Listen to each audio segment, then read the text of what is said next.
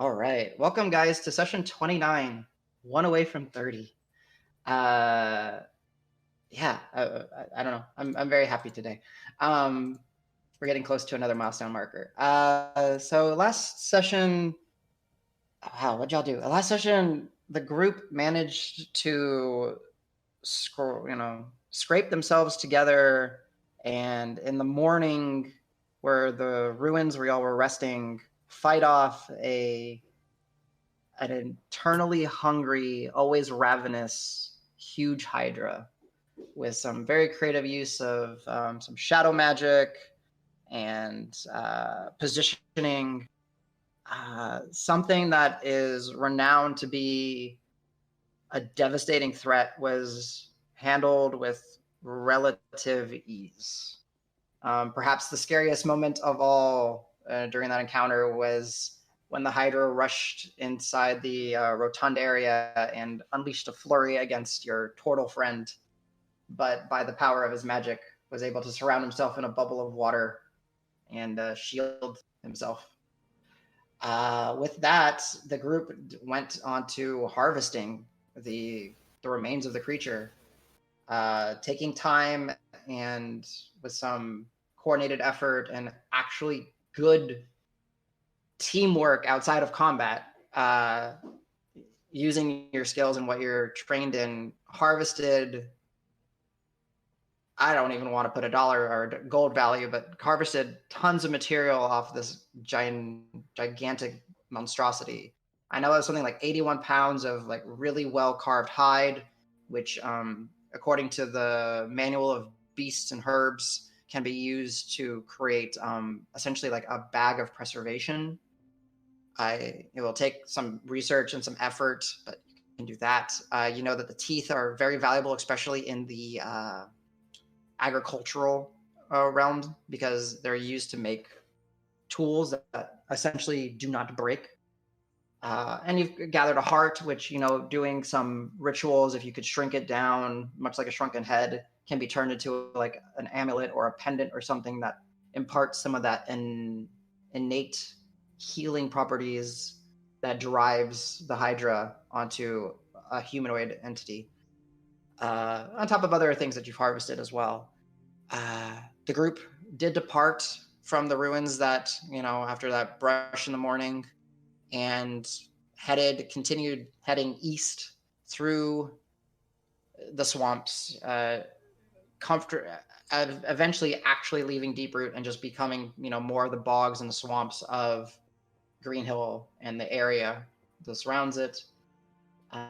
Vegetation was lush. Usnia covered the trees. The hills were, with life. There were a few tense moments with the realization that a troll hunting pack was on your trail, but you were able to elude them with the use of magic and just teamwork. I really liked I just got to call it out. I really liked when the interaction with the group, kind of making it a competition, flicking each other off, having fun. It was a fun session. They all made a travel section fun. So congratulations. It was awesome. But with that all being said, after it's hard to tell, it's hard to gauge the amount of days because of just the constant darkness and the same dank, dreary atmosphere. But after about a week's of travel from the Hag's Hut, the group emerged onto a little dirt trail that hopefully... Hey, nice. Yeah, okay, cool. I did. Blair Witch. Blair Witch. Am I the only one that sees a black square? I mean, I see a black square with a trail picture on it. Yeah, I got a picture of a trail. Yeah, Nico. Let me refresh. Yeah, do that. If not, we'll try to figure it out. It did take a second to load in, but it's there. Yeah. So yeah, Terry Hershey Park, everybody. Oh, is it? Yeah, nice. It's one of the random trails. I see it. Sorry. Yeah. So yeah. So we're really close to Houston then. Yeah. In the universe. Mm-hmm.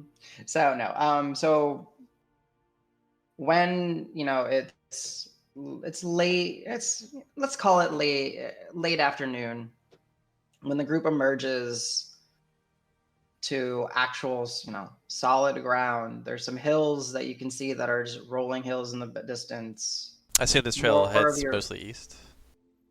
Yes, this is mostly east. So to give you again, going back to the Green Hill map, y'all are essentially off the map somewhere, where this paved road represents the Mason Fair byway, or in this case, the South Mason, because it does branch to go around the hills to the north and the south. There are a number of dirt trails, right, that can be used to travel between hills, between mills, between farmlands, whatever there is, and you just happen to come out from the swamps and the woods and just emerge upon one of these dirt hills. With Davis and Marb and all of them looking at the sky, it is very easy for you to determine the direction that you need to continue your path, which is mostly due east.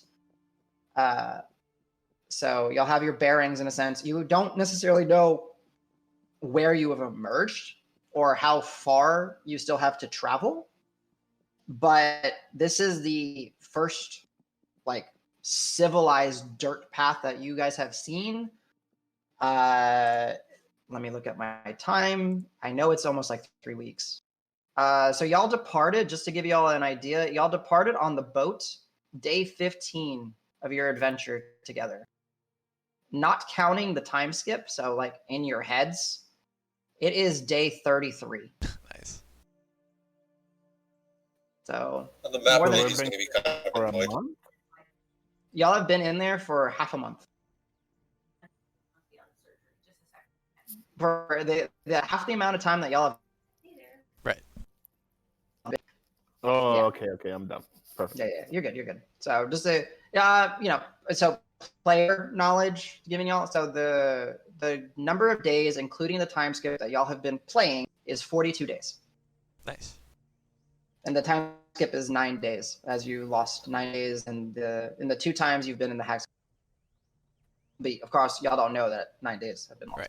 Y'all know that Well, certain- we know that it's not Certain something's amount. not Hey right. guys, I Yeah. just had a psychic premonition. yeah. It was how many days travel from down to Green Hill from what was the front? From Volpine to Green Hill. Volpine to Green Hill, yeah. It's 3 or 4 If days. I right? I believe it was 4 days but y'all also had good travel. I have distance sheets. Volpine to Whitlaw, Volpine to Green Hill is about 48 hours of straight travel. You travel 8 hours a day. So, yeah. 3 days, 4 days. And we got the carts, the wagons, and everything. That's right. Yes. But y'all also were not in a hurry. So, y'all were doing the standard 24 miles a day. We got the stolen cop car. Mm-hmm. And the stolen badge on one of your characters. Or the good guy. Yeah. Not necessarily Well. stolen, just acquired. So yes, guys, you've emerged. I'm gonna move y'all back to the little dirt trail just so you can be happy and out of the swamp. Let's call it 4 o'clock in the afternoon, give or take 30 minutes. Everyone should have access to their tokens. Not that it's necessarily, needed, but I just always like putting y'all here. What would you guys like to do? Man, guys, it's good to be the heck out of that dank place, huh? Heading home. Dry ground. It's so nice. I know. Well, I mean, we We're all on a met together really on the good- road. Let's take the road back into town, I guess. I mean, I assume this kind of heads at least where we're going. If not, it'll give us hopefully to somewhere that somebody that can tell us that the right way. Right. No one builds a road to nowhere. Exactly. Can't be. Whatever y'all think is the fastest way there. I need a bed.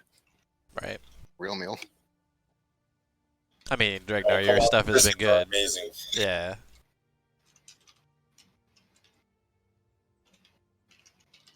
So do we want to try and march out of character? I guess.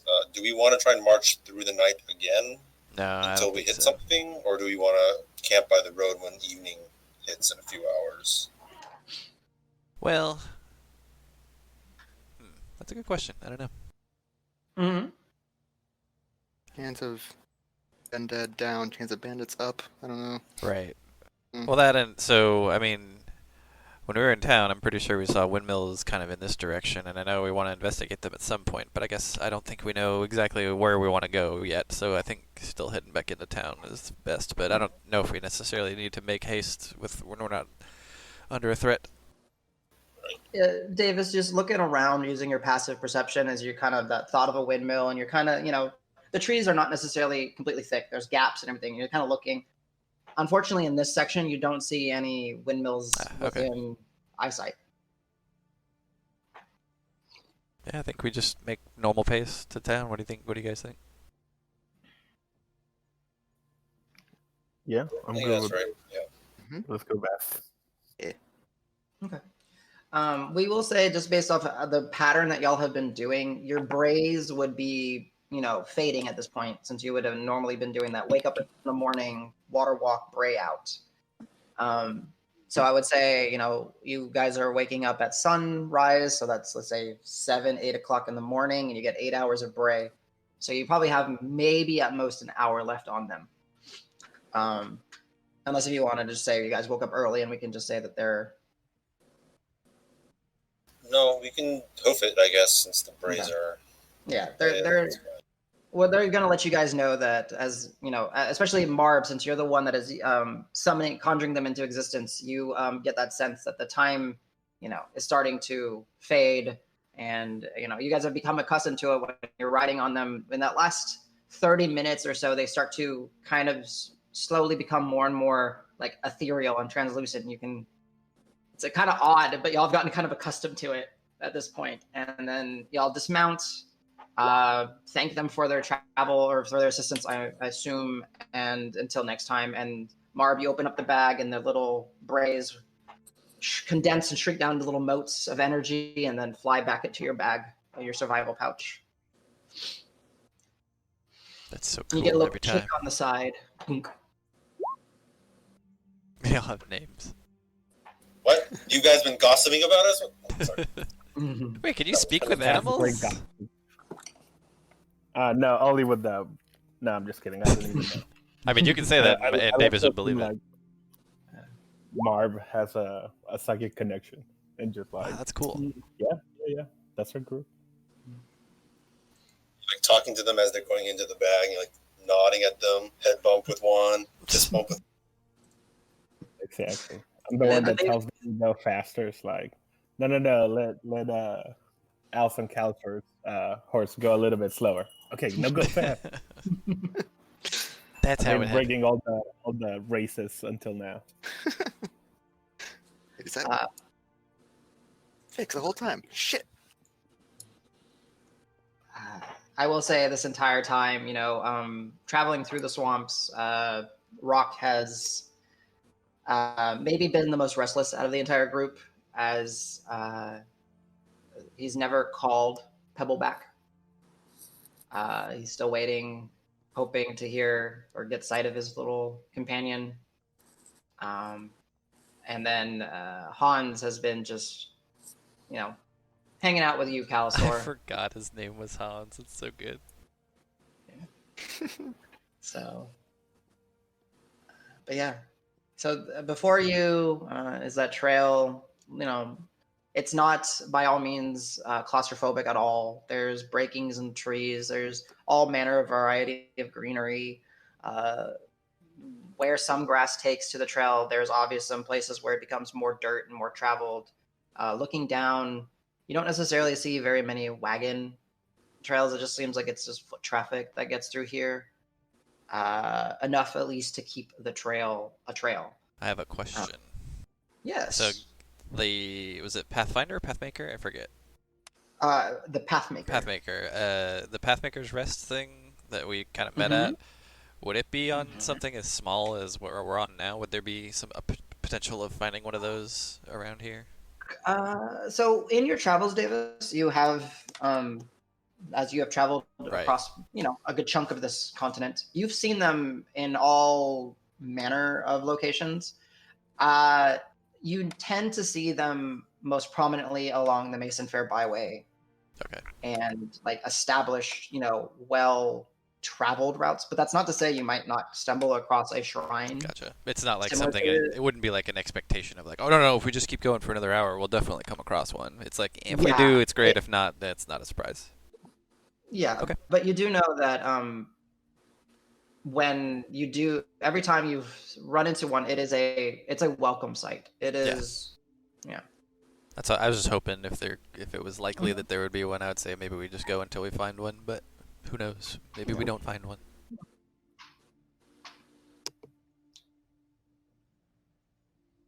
So I guess since y'all are going to be continuing traveling east, I guess I will just ask: is anyone doing anything in particular?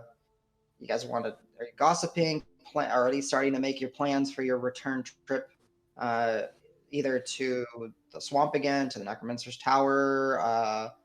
I guess we can, in a sense, we can also kind of take a moment to backtrack with your travels, if you wish, on those last week or so. Like, what were y'all doing in the evenings? I know, like, I'm assuming because Dregnar was rolling for his ladle that he was making the meals every evening or every morning just to try to help y'all. But were you guys strategizing? Were you guys researching any of the notes, or I still think y'all have to go through the scrawlings that y'all picked up? Or do you just want to just keep traveling? Smart people. I would have probably been trying to make one of those refrigerate purses from the Hydra. Okay. And Interesting. any stuff that we could be making from that we found out. Bag of colding. I didn't make that up. That's not an original. Yeah. Essentially not a bag of holding, but yeah. All right.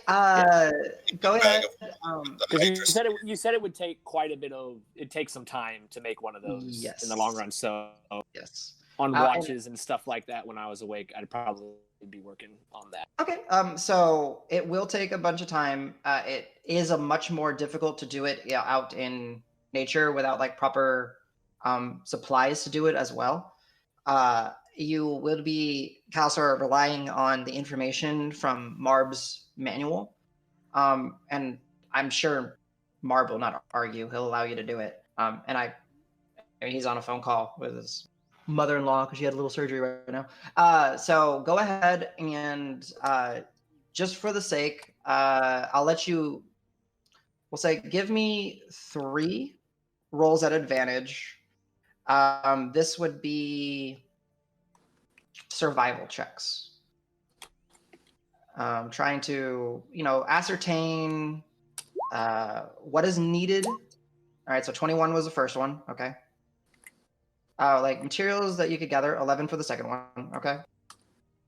24, natural 19. Okay, so natural 19. All right. So by the time you've reached the path and the days of travel, at the nights, like on your own watch, kind of tinkering with the leather, figuring out ways to cure it more properly, using that fire to help, get away some of the moisture and all that. You realize that it's going to be a lot more work than, you can do in this amount of time. However, you do make some progress, and you going through the manual, you realize that it's actually, the skin is important, but it's the skin in working in concert with the bones.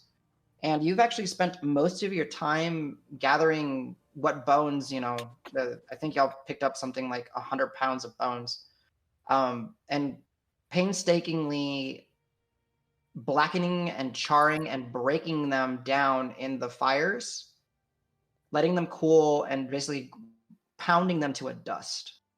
And that dust is a key element on top of that leather that actually will allow you to, when you get a chance to sit down, possibly, meet with someone that has some knowledge in arcane or magic items that can assist you. Taking the leather, taking the powdered bones, and whatever other elements they might inquire upon, and then you could essentially you've removed that need of that process for them, so they can essentially turn around and with that. Since you rolled a natural 19, go ahead and roll me one more. Unfortunately, this is going to be an Arcana check, just straight Arcana. If you wish to guidance yourself, you by all means can. DC is fairly high, but it's not anything insane. It's 21. Cool. Interestingly enough, on going again with some of the manuals, they do also speak of enchanting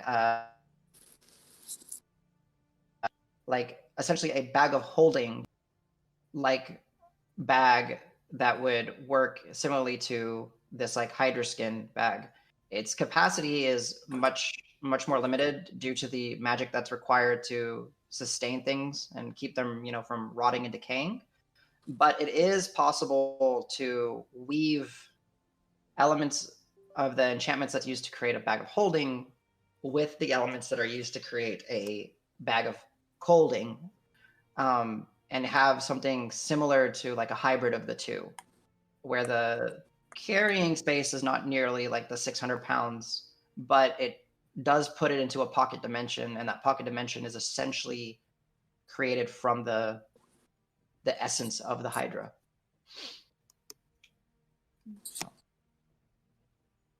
But yeah, so I would say if you want to, Jesse, just make a note that you have Hydra bone dust for making the bag. Cool. Anyone else doing anything? Or have been doing stuff? Also, a quick question. Did you do the pounding in human form, or did you have a specialized creature form that was pounding hands? That was good.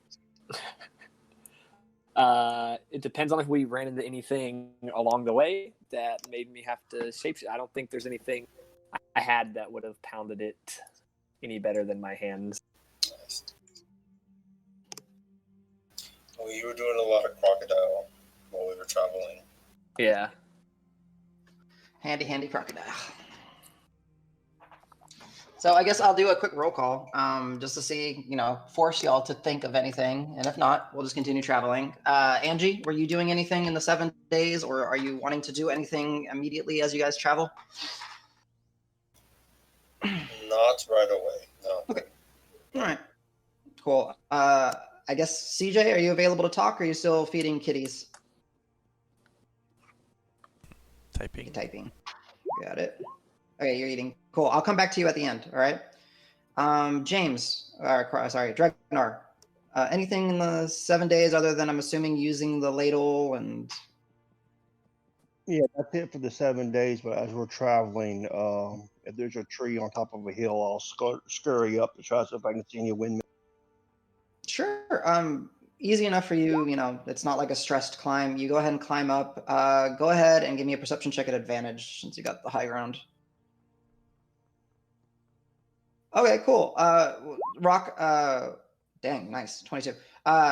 Going back to you, what you wrote, CJ, about your book.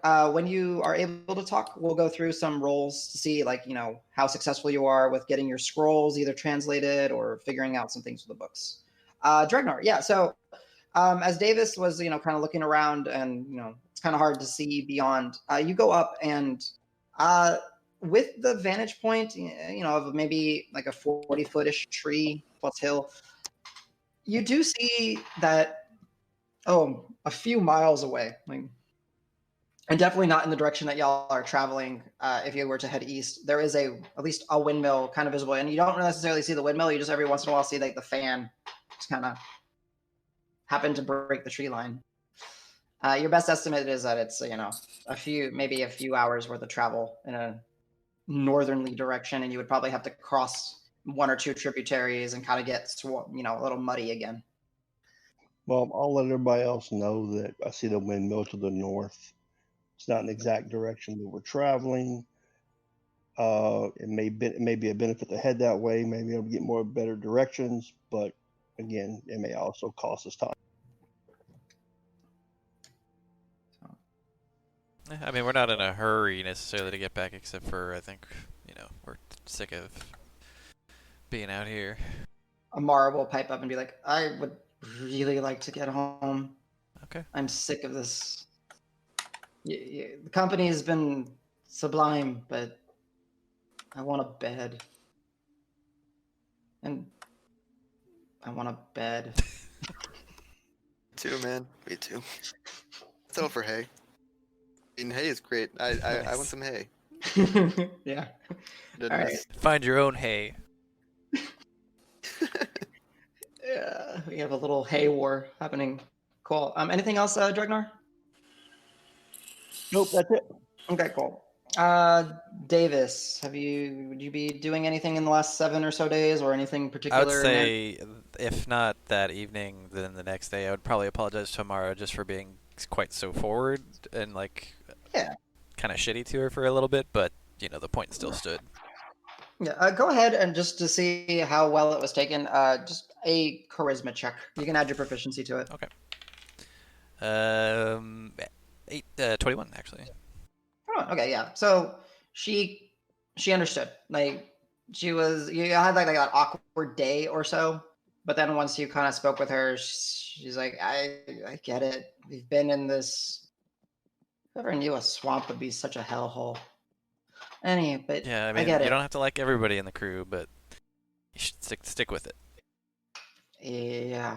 So thanks for slicing that thing's head off. Oh, that was for me. I mean, it was fun, and I'm glad it helped everybody. But any chance I can take to put a threat out of its misery, I'm gonna do that. Well, you did good. Thank I you. appreciate that. Yeah. Yeah. I feel as terrible as this place is, at least I feel safe knowing that you guys are around. That's great. Yeah. Dregnar recommended the right people. Oh yeah, that's right. It's been so long. I forgot that it was you guys who met up and brought us out here. That's crazy. Yeah. Funny what happens when you go for a drink. All right. Well, stay close. Thank you. But I'll let you do your thing. Thank you. All right. Nico back on audio only. Okay. Jesse, we did you a Corbano. Probably a quick chat with Davis early on. Hey, that was a good race earlier. Yeah, that's pretty fun. Close Expect to come back in the finish. second half. Yeah. Never count a man out. Just saying. I know. Never underestimate you. You of all people. Yeah. Yep. They say when we get back to town and things settle down a little bit, I'm gonna have another race without passengers. On the Bray, or just you and me? I think you beat me running. We can do both. Okay. Sure. I mean, we have our horses in the stable still. I know. I've briefly talked to those guys out there. They may help us out with that if you want. Or would you want to get on the Bray? 3 races. We're doing all of them. Okay. All right. 2 of 3. Absolutely. I'm down. Is there any stakes? Are we doing any? Is there any wagers we're talking about here? Or, just for pride. More than a meal. What's that? Decide. We'll think on it. Let me know if you have any ideas. Okay, I will. It's gotta be big. Yeah. Trying to think if it's Tournament. like material stuff, or we like the winner gets to tell, like they get to has to do something for the other guy or something. I don't know. We'll shop it around the group too, see if they have any good ideas for stakes. Because you know me, I like a little bit of gambling here and there, a little bit of competition. So. Yeah. Absolutely. Be careful who you ask. I like it. I feel like some people. Winner gets to stab the loser. That's why I was chuckling. I got a bad feeling. Don't I get see Marb you've involved played with that. Knifey Spoony before. Sure of that. Otherwise, I think that's been the first half of the journey. Let's see if I can get anything else out of the scrawlings, and then probably, like, it's not that long. Why am I still reading this after the second Okay. Since you're looking at the scrawlings, I would say, would you be inquiring on the assistance of Cal and Roque, or would you just be kind of Try to see how focused far I can get. Okay. I try to like let them do their own thing, but then I definitely come over and be like, "Hey, Cal, what does this one mean?" And this Go one, ahead. I get you. all of these ones. So you're specifically you're looking at the scrawlings of the invocations, right? So go ahead and give me this will be 2 sets of checks. One will be an Arcana check, just no advantage, just straight your Arcana. So let me know what you roll. Okay. And then the other one would be once you get in touch with Cal and get some more of his assistance, go ahead and give me another one with advantage. Okay. Forgot the formula, so. There we go. Nice. Okay. Cool. 19. Cool. So yeah. So by yourself, you made some headway. You understand, a little bit more on the state of that. These scrawlings will impart, essentially, a boon or a pair of boons onto an individual. You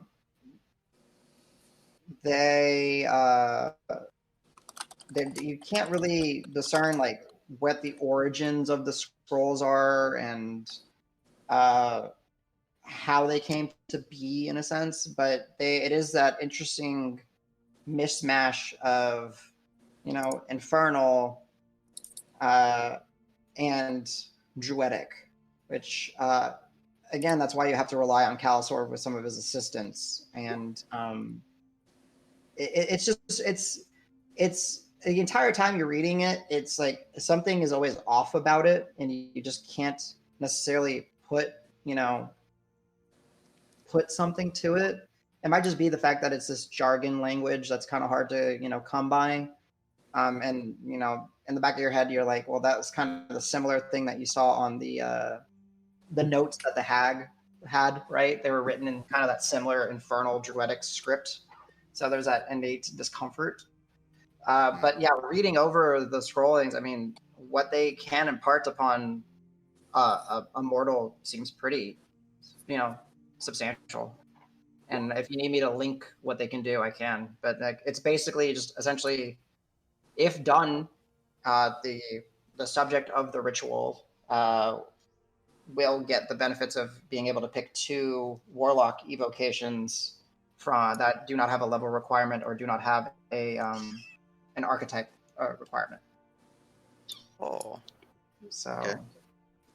First thought is to have it as the prize for the tournament, but then that's only in Davis, so I would have to tell the group. Fancy.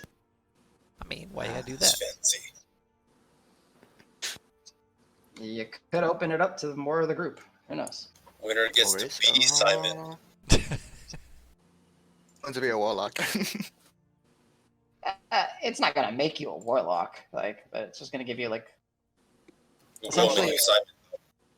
some boons. Yeah, it'll basically you will switch bodies with Simon, and Yes.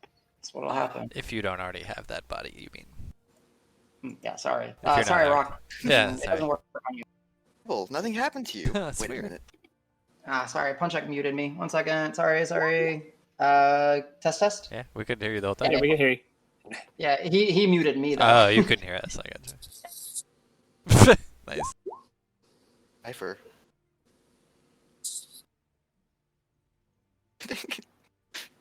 Hit the airplane mode button. Probably. Yeah. Because he's frozen. Da-dee-dee. Oh, hello. Welcome back. Yeah, he. Come back. I'm coming back. Yeah, he hit me on airplane mode. Why is that even a button? Just. I don't know. It's stupid. So, yeah, Corbin and I. People used to complain that it wasn't a button, so we added it as a button.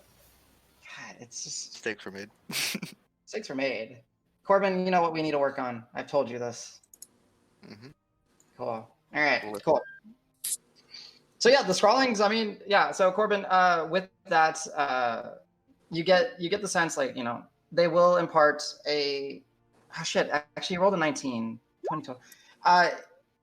There will be some sort of cost in material to be able to do this, right? Like each ritual is unique, and when you guys do decide whichever two you want to weave into the ritual to impart the evocation,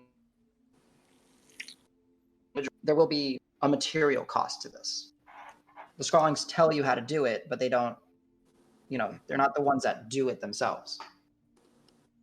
So we need to sacrifice something, like maybe a deteriorating brother or something. Amara perks up. What? We might be in luck. I mean, sacrifices are usually very powerful means. So, Hey Amara, your brother lives on forever in the body of rock, or whoever wins the race. How could that be bad? yeah. But yeah, I mean, like, I guess, as a DM, I'll go ahead and link them one more time, just because I know you can't, like, search them that easily since they're a homebrew item. I really wish D&D Beyond would, like, allow, like, a homebrew search to make it easier for your players. But scrawling's The links for the items are all in the Materia channel, right? Yes, but I'm gonna go ahead and drop it in here just so you don't have to go searching. There you go. But yeah, essentially, like, there's some benefits to it. Like, you could cast mage armor on yourself. You can have beast speech. You can get proficiency in deception and persuasion. Punchak, please get off the keyboard. I love you. Go on this keyboard. Thank you. Like, there's boons and benefits. Interestingly enough, it's so diverse that it could basically work for anybody in this party. So yeah. Once I get the idea that there's a list of things to choose from, definitely gonna spend more time studying it. I'm definitely gonna ask around the party too to see if anybody has stuff I can write down the list on. Oh yeah, I do. I have parchment and a quill and an inkwell. Yeah. Yep.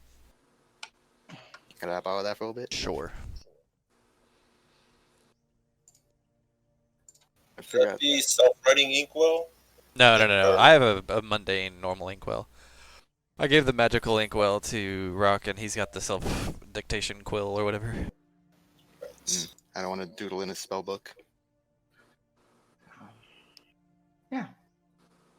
So, anyone else doing anything right now?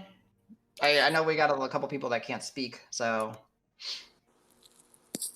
if not, we'll just go with the group is heading east as best as they can, following the trail. Can we take a moment, actually? Sorry, I just thought of it. Yeah. Now that we're back at the edge of, like, the road and civilization, would it be possible... I'll go character. Davis, yes. Would it be possible to start the map again now that we kind of have a road and maybe... Sure. We have we should probably start... Dregnar. Yeah, we should probably start new because... you mean on the map that we already have? Yeah, maybe it'll be rough, but yeah, we can do that.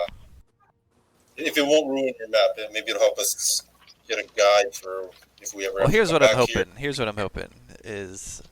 we get back to town, there's going to be a very pissed off cartographer, the very same one who made this for me, who expected me to pay her 15 gold, like, the day we left, and I didn't. And it's been a little while, so she may not be too happy with me, so I'm hoping that I can provide her with a little bit of updates on local maps and maybe provide services for, hey, we've been out in the deep root and the areas nearby, and maybe get her on my good side. So, yeah, it's a great idea, I think. I think the lawbearer will find it to be a very just cause to help you in that conversation. Oh, that would be very much appreciated. I'm the worst priest. You're just kind of a priest, let's be honest.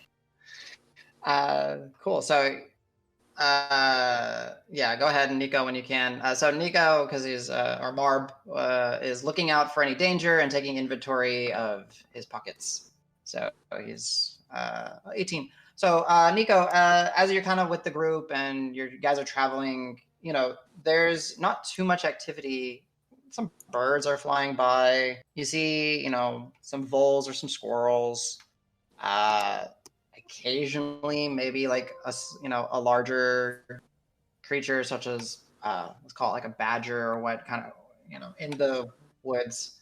And you do see some elk, but nothing really strikes you as too as threatening. And as you guys are traveling, let's call it for the next hour or so, some light will begin to, start going down and all that. Go ahead and, since I'm assuming you would have continued doing this, go ahead and give me one more perception check, Nico.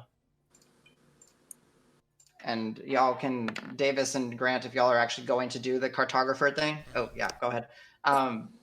Go ahead and give me a cartographer's check. Okay. So which is proficiency- wisdom, right?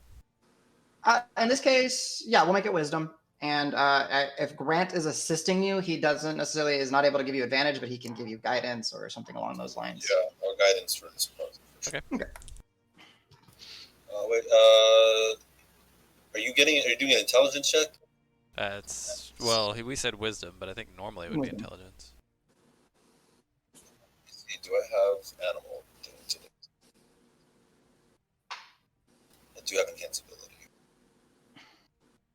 Should be using this one. I'll give you Fox's cunning for this. Then. So what's that? It's advantage. Advantage on intelligence checks for an hour. So is this intelligence then?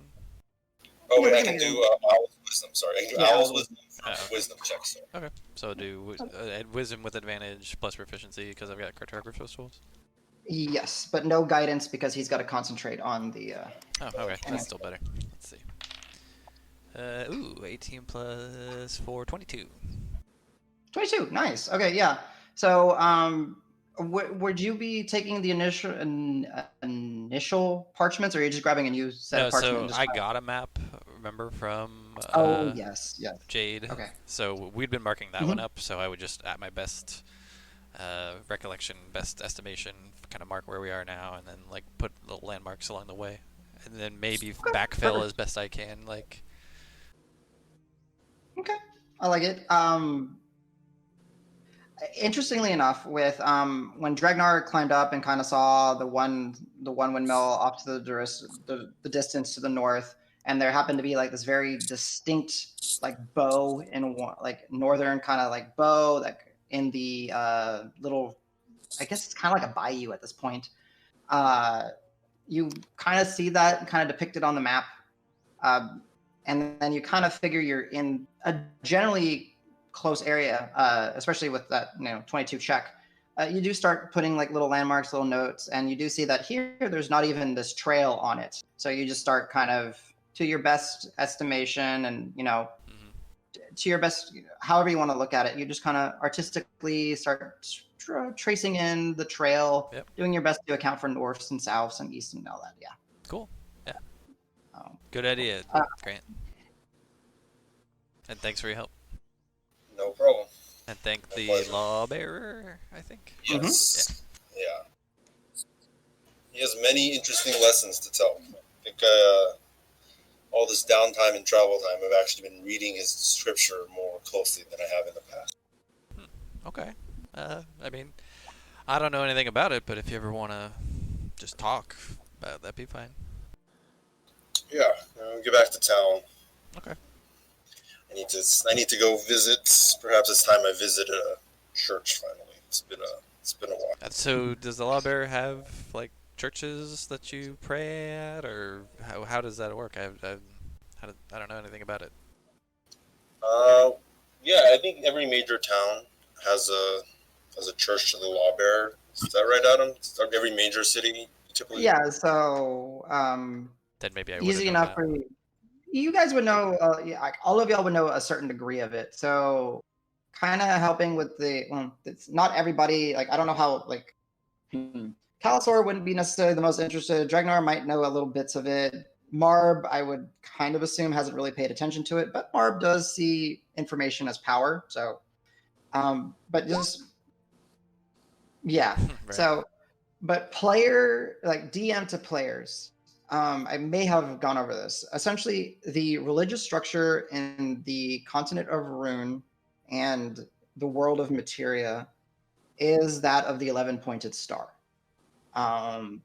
And there's 11 deities on it.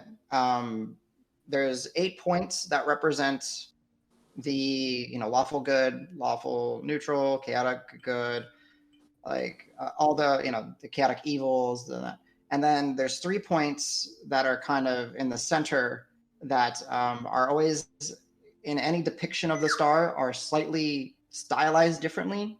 Either like they're if the star is all white, the center points are blackened or whatever, are made of a different material, and that represents the 3 neutral deities that kind of are the final say if there is a dispute amongst the pantheon of the deities. The lawbearer, as Grant would more know, is represents the domain of the lawful good side.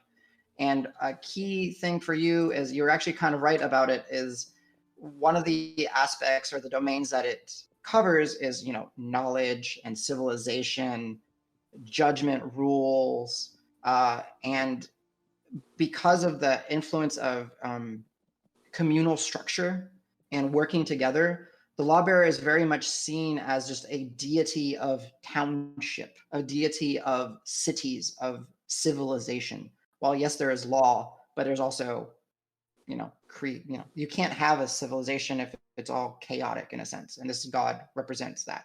So in many, many, many, many cities, you do see the law, at least if not a temple to the lawbearer, a shrine to the lawbearer, a icon of the lawbearer, something along that lines.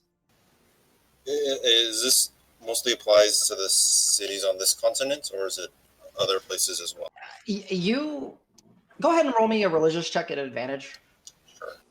While he does It's that, not. I was gonna say while he does that, you knowing my past, Adam, probably I wouldn't have been associated with too many followers of the lawbearer. No. You may have actually up in your hometown. Yeah. Oh yeah. Okay. You would have known of it, and yeah. Oh yeah. And having been in the cities and stuff, I'm probably sure I've heard of it.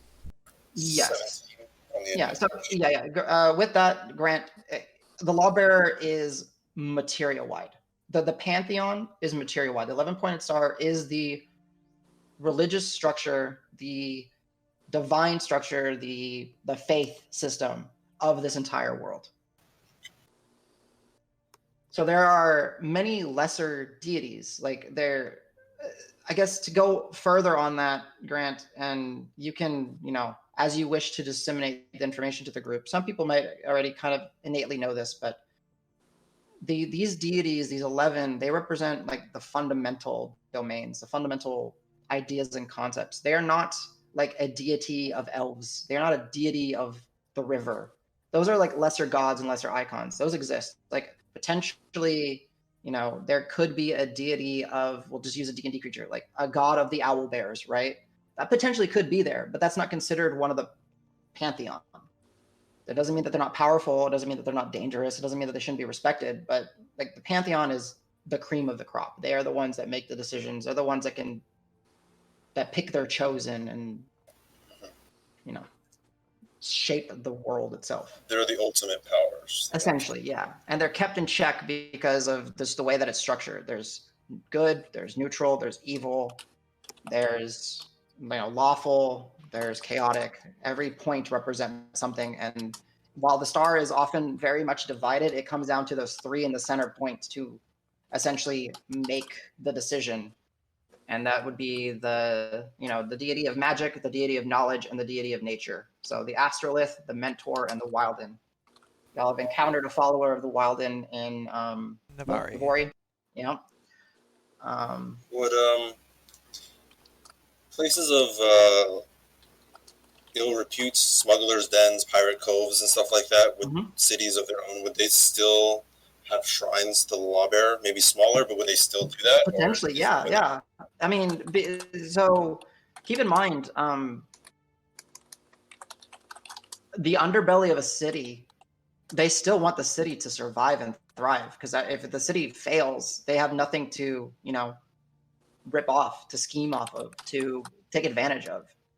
So they might not be like devout followers, but yeah, I mean, any city that has a lawbearer's, let's say crest or symbol, of course, like it's a good sign. It's a good omen. It is like, but that's not to say that, they're going to necessarily follow the lawbearer's teachings and, do good upon and try to, prevail on justice. No, they're like, sweet. This is a good city. People have commerce here. There's structure. There's structure for us to find cracks in and exploit. Last question from Grant, at least, or from Grant's memory. What's like the worst city that he can think of, like a Mos Eisley in Star Wars or something like that, or wherever the fucking pirates went in Pirates of the Caribbean to meet up? I get you. Yeah. So there would be one Tortuga. Yep. Tortuga. There we go. I can just call it Tortuga. I might as well just make a Tortuga at some point. But let me do it backwards. Agu Trot. Okay. Agu Trot. You know what? Agu Trot. Kind of works. Agu Trot. That works. Okay, so there's Agu Trot. That is from your home nation. In Mysia on the Faringol, the Rhine and all that. It is a safe haven for the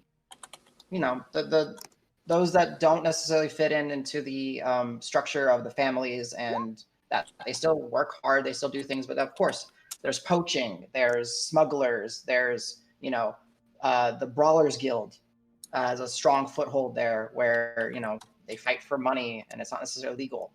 Okay, sounds like a fun place. Yeah. But yeah, you will find people there, but you'll find, more of your hardy, Southern style shifters, your Goliath kin, your crafty gnomes, those that, on the,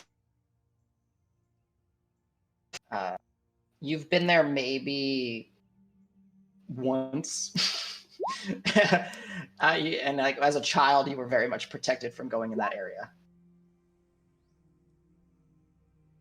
All right, I have to remember to create Agu Trot. I'll do that. Okay. Yeah. Okay. So then Grant would kind of just look off towards the east, in the general direction of Green Hill, and just like, cities are often built around shrines and temples to the lawbearer. He represents civilization. Even hellholes like Agu Trots, filled with nothing but pirates and criminals, even they honor the lawbearer, as fallen from the path as they are. Okay. Yeah, I'd like to see that. I've never seen anything. I mean, I've heard of the lawbearer, of course, but I've never seen how he's served by those who follow him. Be interesting to learn. Cool. That's it for me. All right. Noted, Jesse. I'll bring that up. But yeah, so I guess with that, I will give anybody one more opportunity to give me a rundown. And Nico, I will go to that 28 perception check once I hear back from everybody else. I'm sorry. So is anyone else doing anything along the path? Or are you guys, keeping an eye out on anything? Just studying? I know I need to get back with CJ once he's able to unmute and do some retroactive rolls on his scrollings. I would have here. I'm just made. Get you. guys. Mm-hmm. Hey, It was a very long day at work, Oh, but I am here. okay. Coffee, go, go, go. Right?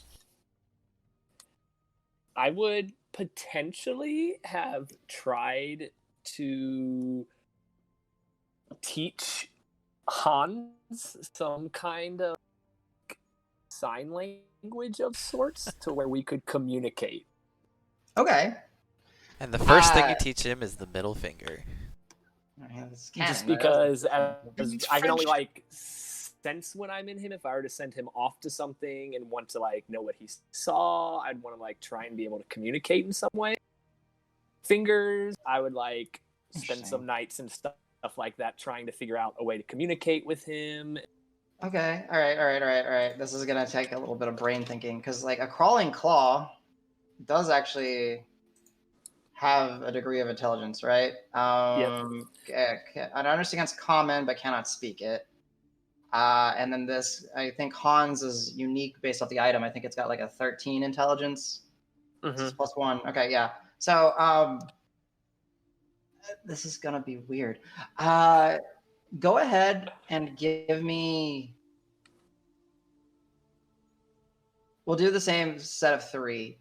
Give me 3 spellcasting checks. So it'd be D20 plus your wisdom plus your proficiency.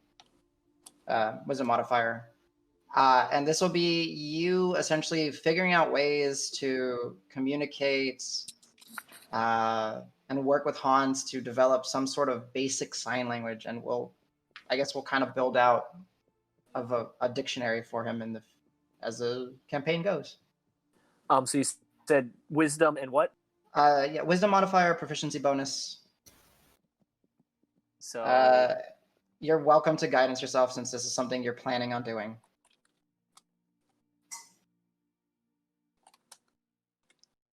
So wisdom yeah, so it's like 5 plus 3 plus a d4, if I'm not mistaken.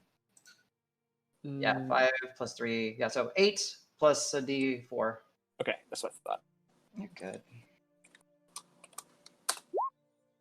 Natural 20. Okay. Nice. That's 1. Go ahead and give me 2 more. Jesus, 29 total. Okay.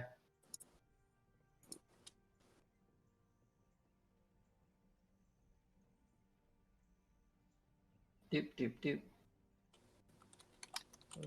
You should be able to just enter up, and it should allow you to redo it. If I'm not mistaken. Yeah. 17 is still good. Okay, give me 1 more. 22. Okay, yeah. So with the natural 20 and all that, oh yeah, that's a lot of points in there. Okay, so yeah, you managed to, over the course of, once that idea kind of springs into your head, you are able to kind of discern some sort of sign languages, and I leave it up to you. I'd say with doing that well, you're able to teach him, about 10 useful symbols.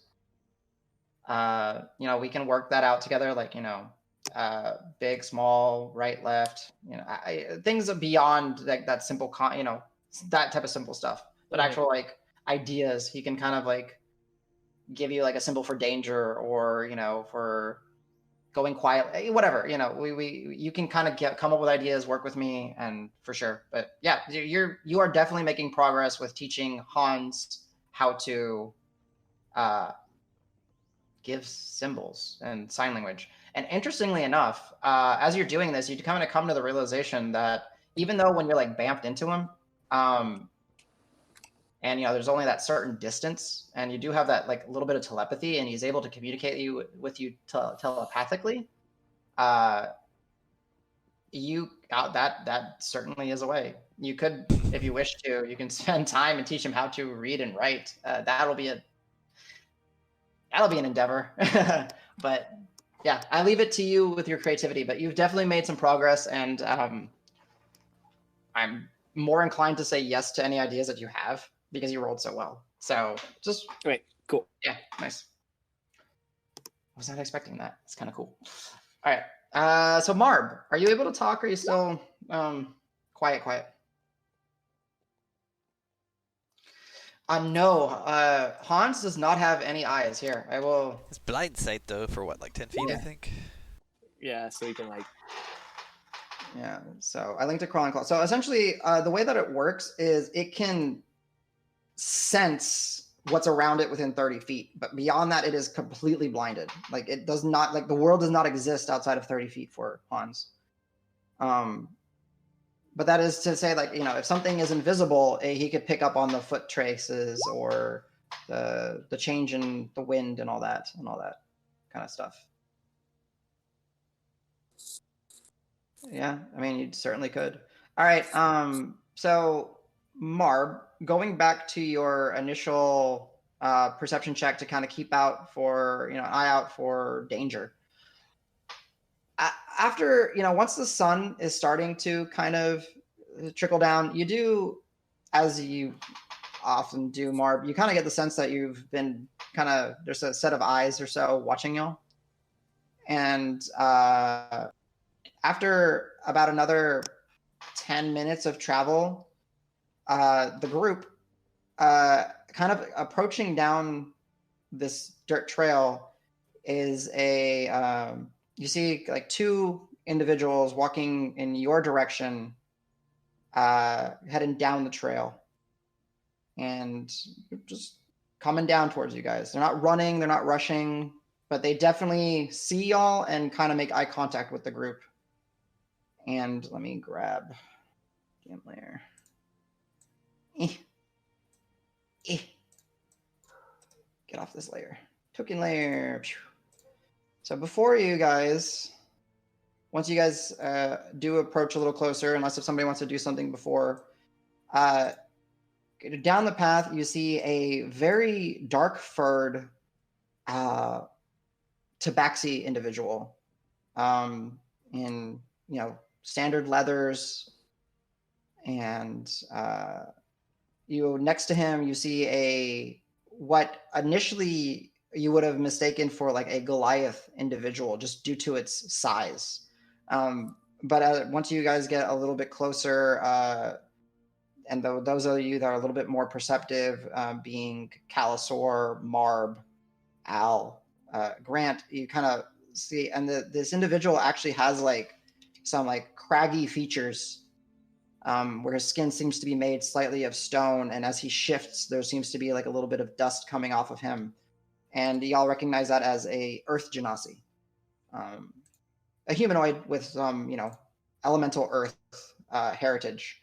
And as you get a little bit closer, the tabaxi, you know, shows a wide grin with a couple gold cap teeth, and says, "Welcome to the trail. How is everybody? How has your travels been?" Marb did ask a question. Oh, what did Marb ask? That's good. Can I tell if they have a valid reason for being here? Like, what do they have with them? Yeah, with that perception check, Marb, you see that they're fairly standardly garbed. Based off what you see with the Genasi next to the Tabaxi, you look at him and he does have some means of like weaponry on him. Most notably like a club and like a essentially like a large quiver of javelins. But you kind of ascertain that this must be this individual's bodyguard or like travel companion or something to keep them safe on the trails, potentially. You do, as the tabaxi is, you know, smiling and grinning and welcoming y'all, Marb, you do pick up just the slightest glint of, you know, some metal around his sash and everything, possibly where a blade or a, you know, could be hidden. And the individual is like, "Safe travels, I assume. No. You guys heading to camp, making camp soon? There's only so much light left." We should ask the same question of you guys. So because you guys seem to be heading towards the marsh. Opposite direction, yeah. Oh no, we patrol this little trail here. Oh, We really? make sure that Who it's safe. on whose authority do you patrol this? Our own. Are these your lands? Well, the cause can't cover everything, and we are here Oh, making well, sure that but that's anyone fine. that comes. But we're anyone with that- the cause. That's fine. So, and then I'll show my little insignia. So Yes. we're not here. Yes. We're not here to step on your toes, but just want to let you know that we're friendly. We just happen to be coming. We're heading back into town. So we appreciate the work that you guys are doing and keeping things safe here. Ooh. Ooh. When you flash that insignia, the Roll initiative. basically, yeah, Oh, Davis, shit. you see 1, 2, 3, 4, 5, 6, 7, I think 8. I cast wisdom, Owl's wisdom on this one. I think that was probably too long ago. Yeah. Was not expecting that. Okay. I'm That telling is you, cool. I mean, I know it's a trap that I'm giving you for free, but it's basically any chance I get to use that. I know. Yes. Okay. Shit. Okay. Let me. You're just testing us. It's fine. It's all going to be play acting fighting. We're going to do that Power Rangers stuff. Right. Hoo-ha, hoo-ha. Yeah. Okay. I guess I can't grab y'all's tokens for whatever reason. There we go. I gotta move y'all because. All right. Because there's about 80 people behind you that you have to put on there. No, it's not like that terrible. So what I would like essentially is there's always a marching order. I know y'all don't necessarily march in a line. But I do like. At this point, I would have been up front because I would have been chatting with them. Marb would have been there. Can y'all kind of just, in the sake of just kind of position yourselves loosely where y'all would be? Like Amara would be kind of in the middle with the group. Rock's like, I'm out of here. Can I go further off later? CJ's like, I have no cast interest. Spirit Guardians immediately. Yeah. So you would not be beyond them. So like the furthest anybody would be like, yeah. So Forward. Yeah, and I'm just gonna move Rock just a little bit over. There we go. So yeah, as you guys are kind of moving together, and Davis, the Tabaxi has been grinning and welcoming y'all, and then as you do that flash, and you say we're with the cause, a number of bolts are going to be released at just the party itself, mostly focused upon Davis. Okay, fair. And all these are advantage because except for Marb, because Marb was Marb, you weren't expecting it. You saw this, so yeah, all these are advantage. 16 AC. I get you. I'm just gonna roll in here because I can't use my real die because I have a cat. D20 plus. All right. Ah, yes, crit. No crit, but no hit either. Yeah. Hit. Oh shit, it's not dropping. I'm sorry. D1. There you go. 1, 2, 3. Oh wait, 4. no, Okay, they're all hits so far, actually. Okay, so hit. 2 crits, 3 hits. All right. These are all on Davis? These are all on Davis. As he flashes his verdant cause, insignia. Don't worry, they're just. It's fine. I have my ace in the hole, sort of. You do. What is this? D8 plus 1. Oh, is it just 5 attacks? Yeah. Oh, okay. For you, 5. Other arrows are going to go out. Oh, great. Okay. But you're the focal point. Gotcha. So you take. I'm sorry that I have to roll like this. I really don't like doing it. 5d8 plus 5, and then plus 16 because the 2 8s. Yep. And I'm down. / back up to 1. Okay, yeah. So essentially, Davis just gets peppered by arrows and bolts, and Grant. And as usual, you see me kind of just go like and like take a knee, and then just kind of go and then push through. Yeah. So 1 hit against Grant, and 1 miss against Marb. Dregnar, 1 hit against Dregnar. Then 1 shot against Roque. I believe that hits. 1 shot against Al. That hits. I'm gonna put my armor on. Is that cool? Yeah. By all means. Amara gets crit. I was like 9 AC. What am I gonna do about that? Okay. So with that being said, I think everybody got hit but Marb. Yeah, everybody got hit by Marb. All right. Reaction to deflect arrow. Yes, you can. So let me roll your damage separately real quick. D8 Please throw it back for a crit. All right, 3 damage against you, Dregnar. So go ahead and do your thing.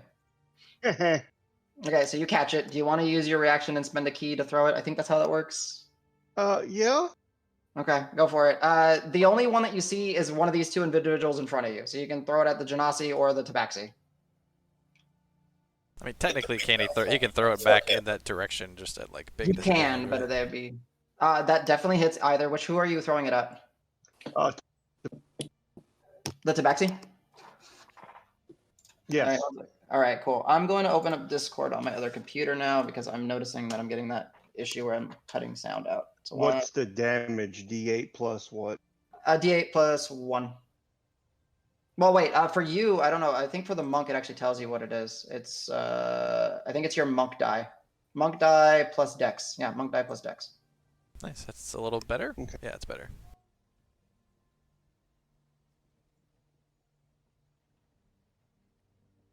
Because I assume your monk dies a D8, and I think your Dex is. No, bigger? not yet. Oh shit! It's not. Damn. Okay. So yeah, go ahead. It's your monk die plus your dexterity. So go ahead. Oh, and that's roll right. me You're the not a level 5 monk. That's right.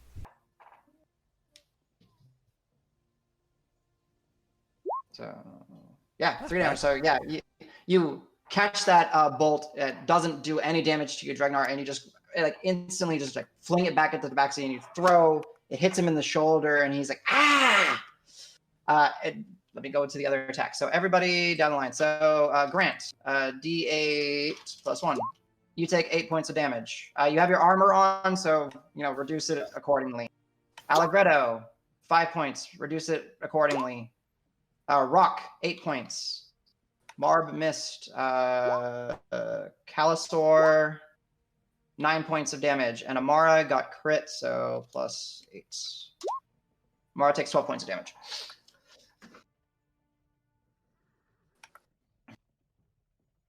And then Grant, we'll roll initiative in a second. As you Davis, as you fall down to your knee and you kind of power through the pain and you kind of instinctively reach for your glaive to kind of help yourself up. Yep. And the Tabaxi grins and say, "That'll be a nice toll for our for Freud here." And he looks over at his Genasi. Freud, like that's his name. Yeah. Okay. I randomly generated his name. It happened to be Freud. I fucking loved it. That's I kept it. All right. So go ahead. We'll go ahead and get initiative going. And again, use character sheets, right? Please do use character sheets. Let me clear. Make sure you Speaking of that, I made a correction to my character sheet because you had me at a con of 20. I'm a 9. Okay, thank you. Essentially, that character sheet is really just used for initiative, but I do appreciate that. That's awesome. Then I need to add to turn order. Nice. Add to turn.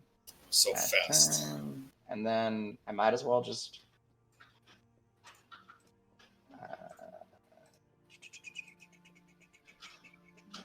token layer so I can at least grab this.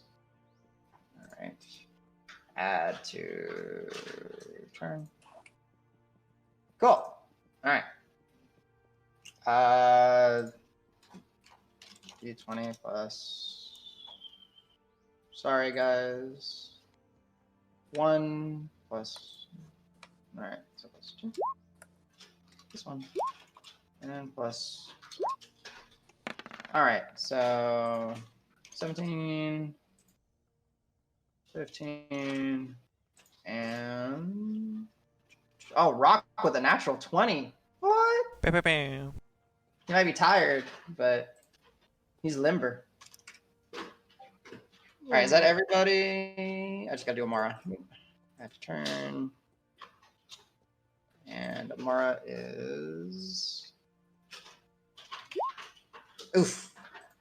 Amara, bringing up the rear. All right. 1 sec. Cats are catting, and we'll get going in a second. Yo, stop breaking things. Seriously. Classic Jones.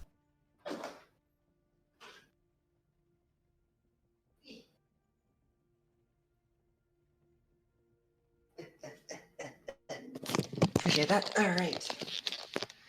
So yes, to Oh God, Amara is still with us. I keep forgetting. Yeah. All right. So I guess technically I'm gonna put Roque up to 22 because he rolled an extra 20, so he gets to go a little bit first. But it'll go Roque, Calisor, followed up by the Tabaxi. Let's get some battle music going and let me know what you guys want to do. Hey, I get to go first. That doesn't happen often. Good job. Unfortunately, you cannot see any of the other individuals. You do see like where the bushes are kind of moving from where the bolts and arrows were released. And you definitely saw and heard me probably being at 1 HP. Yeah, About how far away are the bushes? Like 200 feet? No, this is like essentially within 60 feet of y'all. Y'all are not. Y'all I'll are. do a third level cure wounds on. That's touch, I believe. So you guys are close enough for David. Yeah. So Roque, you're able, if you want me to, I can move your token. Perfect. Yeah. You go over there, lay your hand down on him, and go ahead and give him that heal. Hell yeah. And I'll get these other guys ready.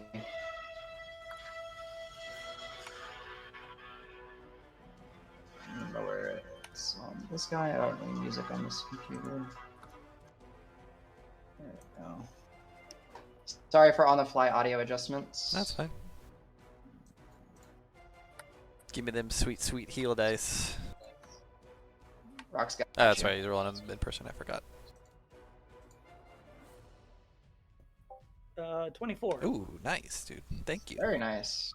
Please mark off that spell slot. Everyone, you guys are fully rested essentially. I mean, if you want to grant, you can go ahead and mark off a second level spell slot for that enhanced abilities, but essentially everyone else is well rested. So that's your movement. That's your action. Anything with your bonus action, Roque? No, that's it for me. I don't have. All right. Gotcha. All right, Calisor, you got a bolt in your arm. Yeah, I'll rip the bolt out of my arm and then cast Barkskin on myself. Okay, it's a bonus action, Barkskin. Mark off your spell. Is it a bonus action or is it just a regular action? No, I don't remember at this point. I think it's just a regular action. Yeah, got it. And then for my bonus action, I'm going to upcast. You cannot cast another spell. Well, Healing Spirit is I can cast as a bonus action. I know, but you use so the way magic works. So, if you cast a spell that uses a spell slot, you can only cast a cantrip afterwards. Okay.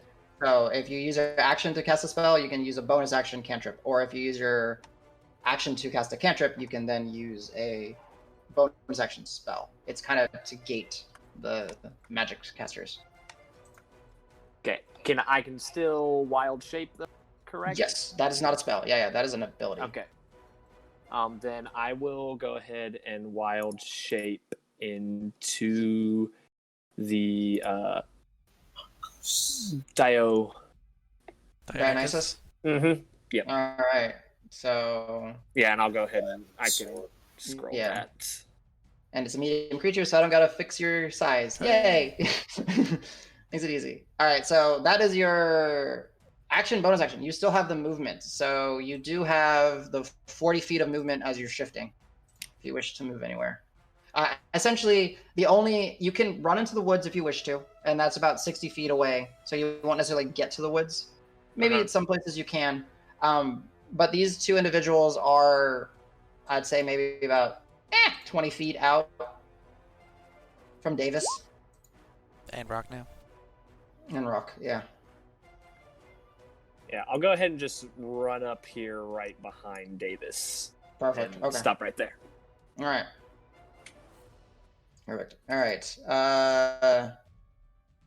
Okay, cool. So then the dark furred tabaxi with the bolt that Dregnar had flung back into him, he kind of is holding his shoulder and says, We were just gonna make you pay the toll with your loot, but hey, this just got interesting. And then he's gonna disengage and run into the woods, essentially, or dash into the woods.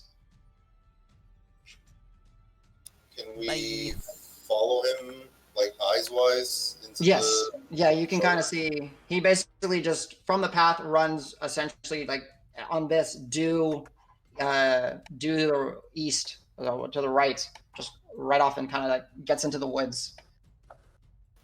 Kind of breaking line of sight, but, actually, let me... Plus, what is his stealth? He is a nothing. He's got terrible stealth. Yeah, you guys see him. Like he's he's like he hasn't like completely like concealed himself. He's just like in the woods, and you still see like his ear. You see a tail. That bush has a tail. Exactly. And it's like flipping around, and he's like, "They'll never find me, guys." Yeah. And then as he kind of hides in the woods, it's kind of what gives him away. Is like the Black Purse will collect their toll. Black Purse, interesting. He just announced himself like trying to hide. I'm going to hide now. Bye bye. Yeah. Nothing. I'm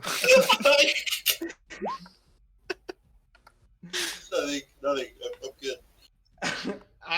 You don't know if that's his name or what did I do? What did I break him? How did I break him? What did I do? I need to know. Oh, can I guess? Unfortunately, Nico, you can't, as it's not your turn yet. But we'll get around. So yeah, you guys essentially saw the dark fur tabaxi bolt into the the woods and scream something about the Black Purse will collect their toll. Does that name? Do I recognize that name at all? When you get, you know what? Fuck, I won't make y'all do it out of order. Yeah, go ahead and give me a history check. Localized history. Marb, you get to do that at advantage, just because this is your thing. But you don't get a bonus. You don't get any of your benefits from your natural explorer. So it's just history without the extra bonuses. 18. Is that damn? Yeah, flat roll. Okay, nice. No intelligence, no nothing. Okay, and I'll wait for Marb. So for Marb, it would be D20. What's Marb's? Yeah, just a straight D20, Marb. Both of y'all are just doing flat rolls. Oh, okay. Yeah, Marb, Black Purse. That you kind of cock your head up. That's a weird name for someone. Grant, you are welcome to distribute this information as you will. Black Purse is a really shittily run organization of just bandits that. Oh, sweet. That just. I'm gonna murder these fucks. They're low. They're scum. They are, you know, you've heard of them before. They're not really organized. They basically just keep to the away from the verdant cause and just kind of take advantage where they can. This trail obviously doesn't get that much travel, so they're basically the toll collectors on the trail. Okay. I'm not gonna yell out the history as. Yeah, that's what you know. They're. Hey guys. Yeah, they're. I mean, they got an advantage on y'all, but I would say just from their reputation, based off what you guys seen, especially in the last week or two, this is more like a mosquito bite than anything. Okay. All right, Al, what are you doing? Yeah, they've gone through most of their stuff. I'm gonna run up the front first, and I'm gonna do a cast a level 2 heroism on Davis and Dregnar. Okay. So they Plus how much HP? instantly get 4 temporary hit points, and you guys are immune to the frightened condition. I'm gonna cast Vicious Mockery on what's his name, Floyd? Floyd, yeah. Basically the effect of, your name is terrible, group name is terrible, your friend is shit at hiding, you are amateurs. Amateurs! All right, I owe you a saving throw, I'm sure. It's wisdom, right? All right. Yeah. Yeah. 20. What is the wisdom saving throw I'm of at a 15. thug? I don't think he has a chance of saving unless if I roll like stupid high. Yeah, +0. All right, d20, +0. Wow. You thought he didn't. Maybe he doesn't pretty common. I don't know. You just see him like point at the at Davis's glaive, and he's like, "That'll be mine." I guess he didn't. Maybe he didn't hear me. I don't know. Yeah. Okay. I'm gonna just like maintain eye contact, just kind of shift backwards, kind of like. What did I do? Shoulder up, Amara. All right. Cool. Yeah. All right. Anything with your bonus action? That was the. Oh shit! Did I miss something? Yeah. Well, your action was cast a cantrip, so you can cast a bonus action spell if you wish. Or My spells mixed up, and I did 2 actions. oh wait, what did you? Heroism. Did heroism. And Oh. Okay, so you did heroism. That's right. So cool. We'll just say heroism. The vicious mockery never went off. You go to do it, and as you're yelling at him, he's just looking at you like, "I want the glaive. That's gonna be mine." I think he's listening to me. Yeah. Do I yell louder? All right. Okay. Anything else, Al? Because if I get a bonus action, I'd give an inspiration to this. Yes, you do have a bonus action, so go ahead. Cool. All right, so To who? inspire away. Who was it for? I think he's up for Davis. Okay, Corbin, can you confirm that? Bardic inspiration for Davis. Okay, cool. Yeah. That's what I thought. Cool. I just didn't hear it. All right. I guess let's see how they broke cover. So now all this is not at well, no, yeah, geez, yeah, y'all's passive perception is good. They did not roll very well on their stealth. All right, d20 +5. All right, some more, bolts and stuff are going to come flying out against Marb. Miss against Al. Oof. Roll d20 or d8 plus 8, so it's +9 total. Al, you take 16 points, reduce it accordingly. These are not magical arrows. That would be against Dregnar. Dregnar, if you wish to try to catch it, I will roll the damage. Yes. All right. Boop. All right, 4 damage. My base beats that. Okay. So yeah, go ahead, and if you need to, you're welcome to throw it. You can throw it back to where it was shot from. No, Tabaxi boy's getting it again. The Little toy, the little tail in the bush. All right, go ahead. His AC is very low. Go for it.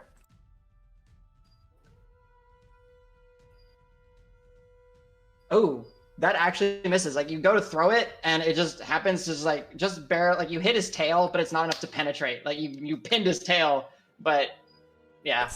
Got the And fur. I go, I see you. Go ahead and give me an intimidation check. Oh, hold on a second. Oh, yeah, -2. I don't know. I mean,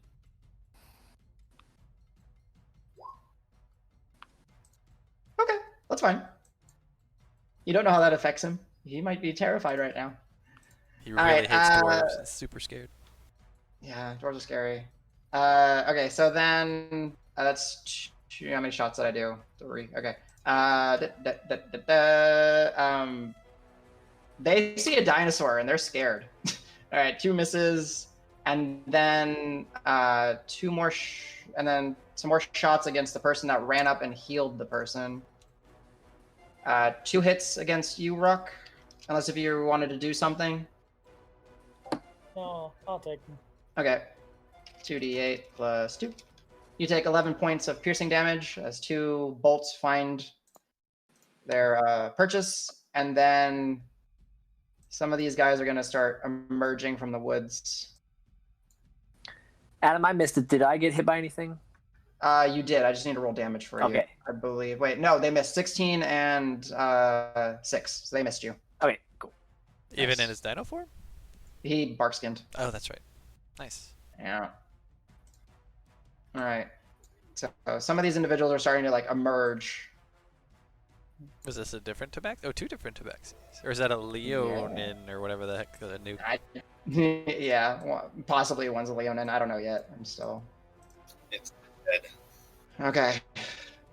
So yeah, another round of volleys are, launched towards y'all, and some now individuals start, emerging. Looking upon them, they are in essential simple leathers. They got some dirty, rusty blades, some short bows, maybe some hand crossbows. A few of them might have a little bit better looking equipment, but yeah. That's it. Dregnar. I'm gonna look over at Davis and say, "Hey, it's kind of hard to fight from down there." Give him a little wink. Down there, I'm gonna way taller than you. rage. Okay. No, because you fell down, you jumped back I'm up. not prone, but yeah, Give me okay. that rage. Yeah. Rawr. Rage, and then how far away is it?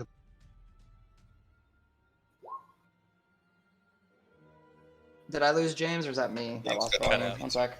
Restarting. How? No, you, Hello, I'm back. we hear you, James. Okay, how far away is it? The tabaxi in the woods is 60-ish feet. That's why they kind of off. The tabaxis that emerge, they're probably about. They've stepped out with a couple of their group, so they're probably about 40 feet, or give or take. I'll dash to get to the tabaxi in the wood. Okay, so go ahead, you dash. I'll go ahead and just kind of scooch all over one.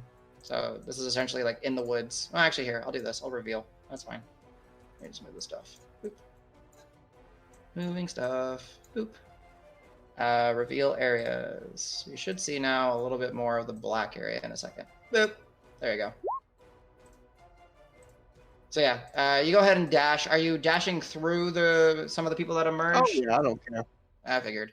All right, that'll just be probably like 2 attacks of opportunity, d20 plus. Is that a step of the wind dash or just a dash dash? Wow, these guys are rolling really well. They're both. Both hit. Okay. Well, I'll do the crit first. So that's a d6 plus 6 plus 1, so 12. Reduce it, and d6 plus 1. 4. So reduce it as a porting. Oh god, I'm out of temporary hit point. What a travesty. It'll come back at the start of your turn as long as he's concentrating. All right, Dregnar, you're there, and he is like just kind of like, oh shit. So am I technically next, since I think I have a higher dex? Oh yes. There you go. So Dregnar, what did you action dash or did you bonus? Oh, I had to yeah, dash that's with a right. rage bonus. That's right. That's right. All right, Was that how you break David. the dice? Dex. Oh yeah, that makes sense. Yeah. Yeah, Davis followed up by by Grant. So I'll say to the guy, which did we actually hear him say his name was Freud or whatever? Yeah. I'm like, oh, so you want this glaive? And then I'm gonna get within 10 feet of him, which I assume I can with my movement. Standing up from prone. I'm not prone. He was with that. Yeah, you still can. I wasn't prone though. Oh, yeah, that's right. You Well, don't fall that's prone when you endurance. do that. Yeah, that's right. That's right. Yep, yep. Yeah, you easily get to him. He's like 20 feet in front of you. I'm like, oh, this glaive? You want this glaive? Here, you can have it. Blah, just shove it in his face.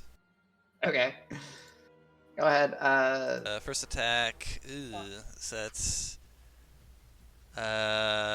12 to hit. But can Bardic Inspiration apply to hit? You still hit. Oh, really? still 12 hits? Interesting. Well, then I guess I don't need to do the strike like iron on him. I mean, is there any benefit to it? let me I make sure. forget that Wait. Let me make sure. Oh no, he's different than a regular thug. No, how much did you hit? 12? 12. No, you missed. Sorry. Okay, I then forgot yeah, gave him armor. Then I will do the Bardic Inspiration to add. Okay. Go ahead. So add 7 to that, so 19. Then yes, you do hit. And then Sorry. I will use strike like iron. Okay. I'll put a die on him. I don't know what symbol to put on him. Trophy. Boom. Sure. Yeah. And then you're concentrating, so yellow dot. Yes, concentrating on that. Alright. So that's whatever portion of my movement, that's action. And then, how bad is Roque looking? Roque is not looking very bad. He took a couple bolts, but most of them were like glancing off of his shell and whatever strappings and stuff he keeps to. Okay, and nobody I else guess. seems like it, except maybe Amara looks kind of hurt. But Amara looks hurt. She's not nearly as strong as you guys. I will throw a bonus action, moment of courage to her then. Oh, okay. I'll give her all yeah, I'll give her 2 merit dice. So 2? Okay. So I'll roll them. 2. Total 13, actually. Total 13. Okay, nice. Yeah, it's basically healed up most of the damage that she took. Cool. All right, so you hit him once. You got your sorry, multi second attack, right? Yeah, Yes. and you still got to roll And me I- damage. I don't. Oh, I never did roll the damage. That's right. I just rolled the. Yeah. I just said the strike thing. 6 plus. How much was it to hit again? How much was the hit? Or, no, No, sorry, I'm rolling the damage. It's 11 total. 11. Okay. And since I've got Strike Like Iron on him, I will do Greater Weapon Master on the next one to Okay. hit him. And that is just a natural, what is it, 20 to hit? Not natural 20, sorry, natural 15. So total 20 to hit. Yeah, that easily hits. Yeah. So you don't have to burn Don't your have to strike like burn it. iron. And then that's going to be 13 damage. All right. Yeah, as you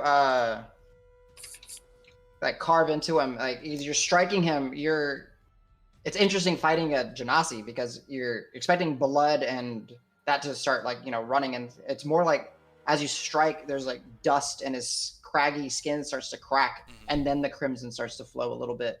And he's like, oh, I You did sure not you like want that. this? You sure you want this, Glaive? I'll give you more of it if you want. Go ahead and give me an intimidation check. Sure. And then Grant, your turn. 10 on the intimidation.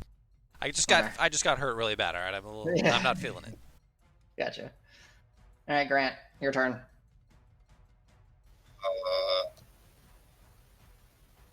I'm going to move kind of the limit of my movements, which is what, 30?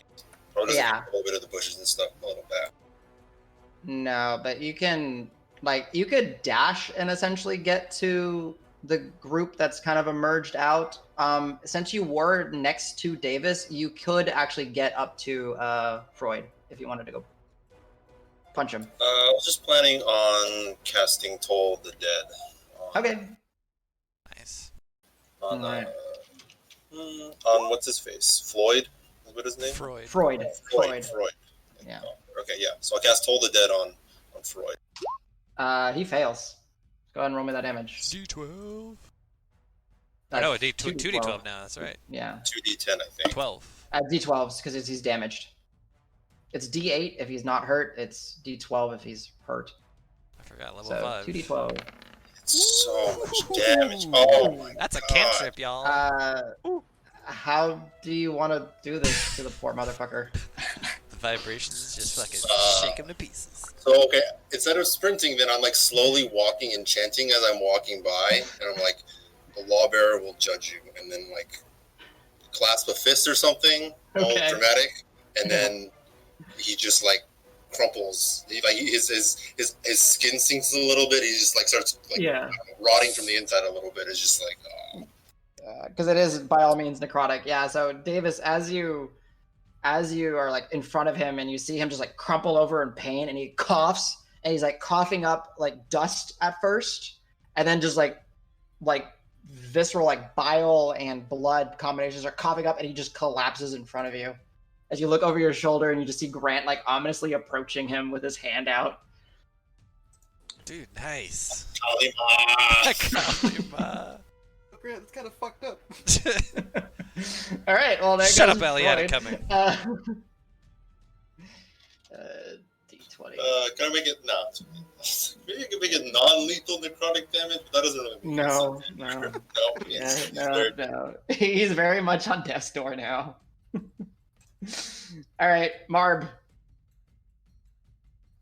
Yeah, Marb is vomiting as the Freud is vomiting. Come on, you've seen us do worse, I think. Yeah, Oh yeah, he's done worse. He's that's Marb. true. Hello. Yes. Hey. Hello, welcome back. Hey. Sweet, awesome. Okay, so I see the other guy running. Can I do my bonus action before my normal Yeah, action? of course. Yeah.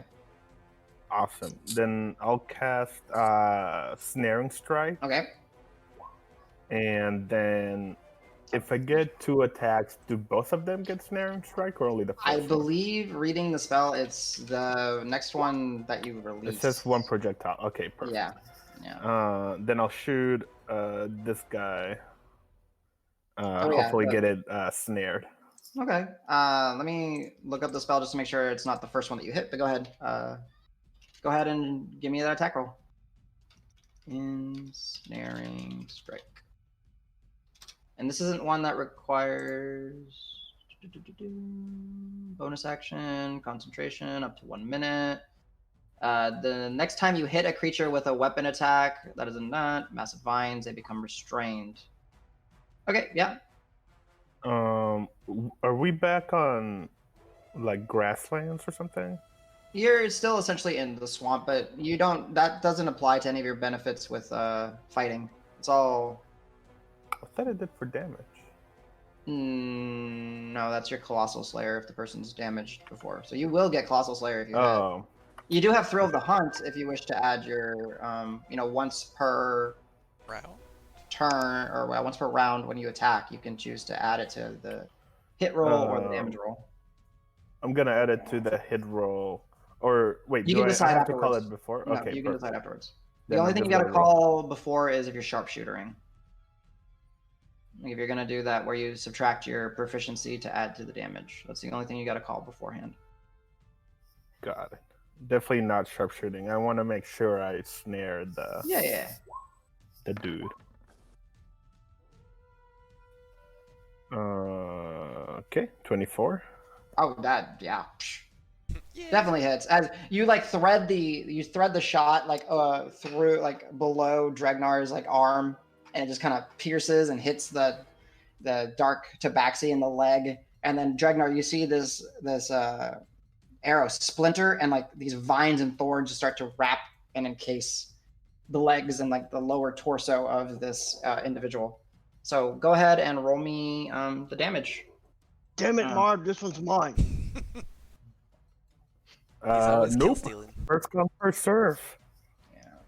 So Okay, and I am gonna add Thrill of the Hunt to the my damage. damage.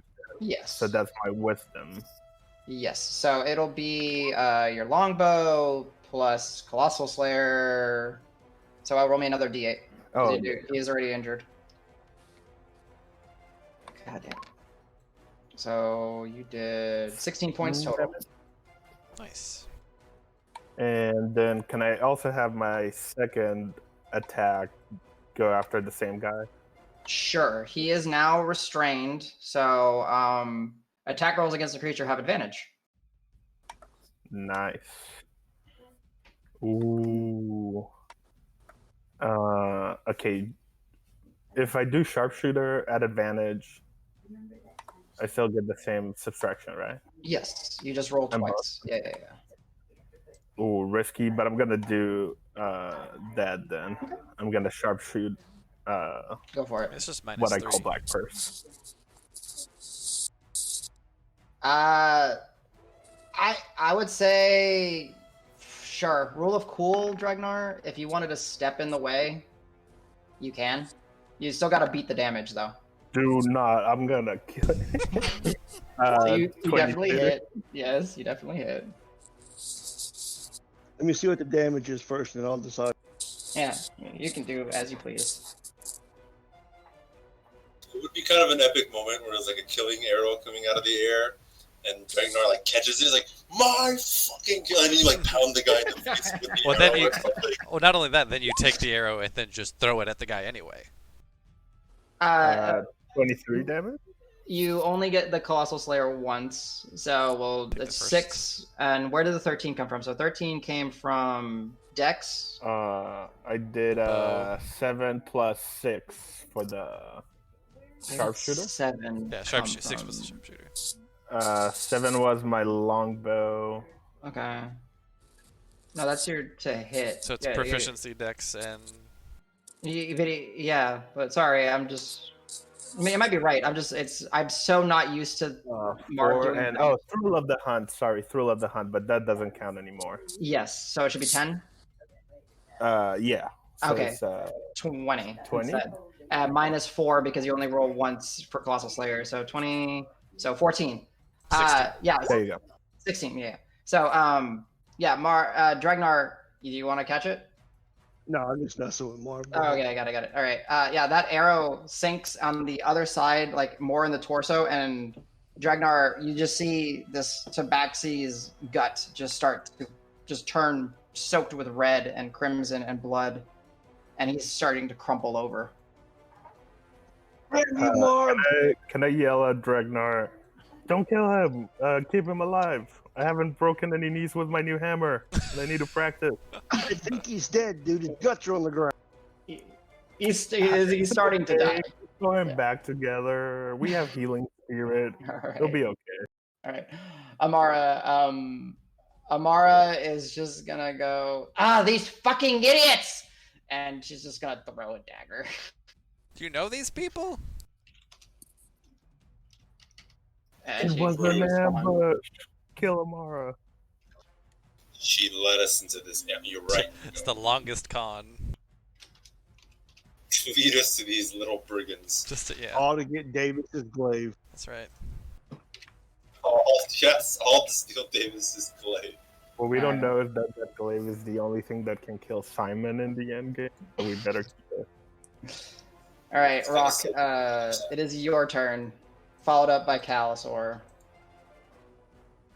So who did she throw a dagger at? Just with one of these individuals down here. She got sneak attack? Yeah, Oh, okay.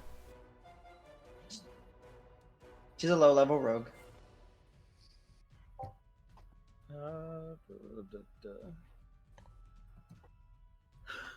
Does anybody need health back? Nah. Probably David? No. He got me, and I've got temp HP and stuff. I'm over half now. I'm well over half. Okay. I'm gonna move kind of to the back line here with Amara. Okay. Oh, Amara needs health, doesn't she? I gave her a She bunch. does. She got a bunch back, but she's not capped, but she's looking a lot better. Don't heal her. We're gonna kill her next. Did you hear what she said about Pebble? Ooh, actually. you wouldn't even imagine. No one shit talks Pebble like that in front of us. What's up, TJ? I'm gonna move here, and these guys are actually like Much further away. Yeah, so they're okay. Never mind. they're between you guys. I'll scooch all over a little bit more. It's about from Grant to these guys. It's about 20-25 feet eyeballing it. Dregnar blew through them to get back in the woods to go after the Black Tabaxi.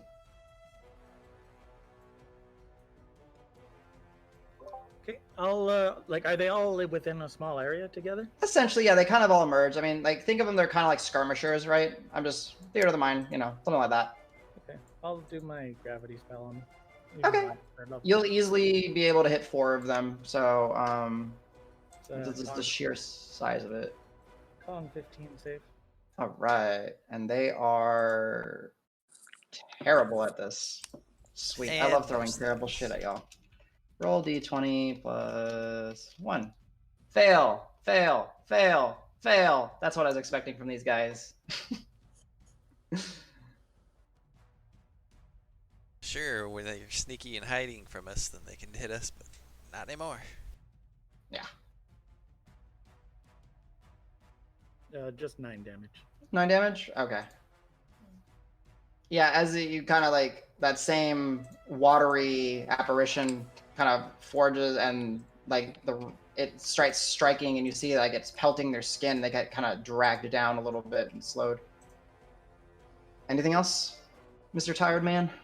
Nope, that's it for me. Thank you. Nice. move. All right, Calisor, followed up by the Tabaxi, followed by Al. Okay.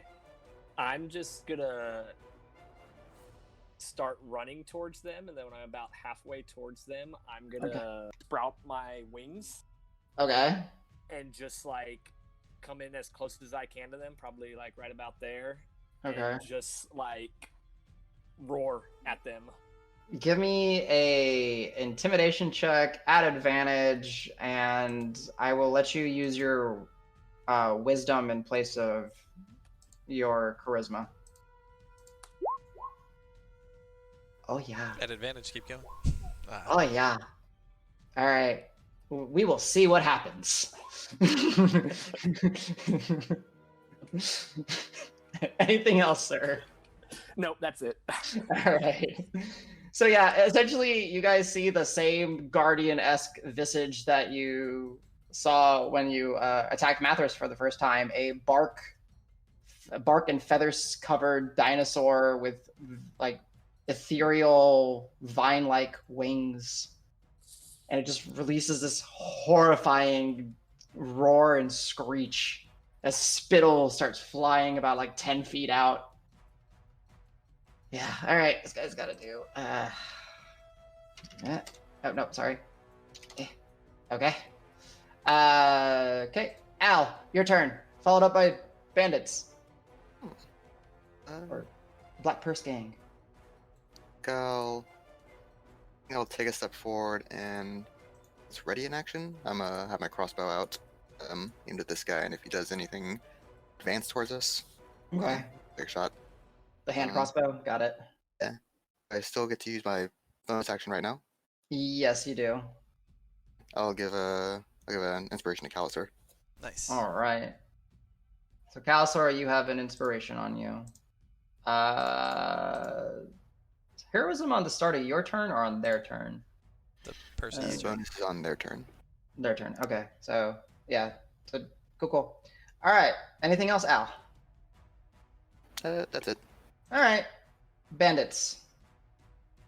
Fuck this! Ah! This one will be a little bit more stubborn.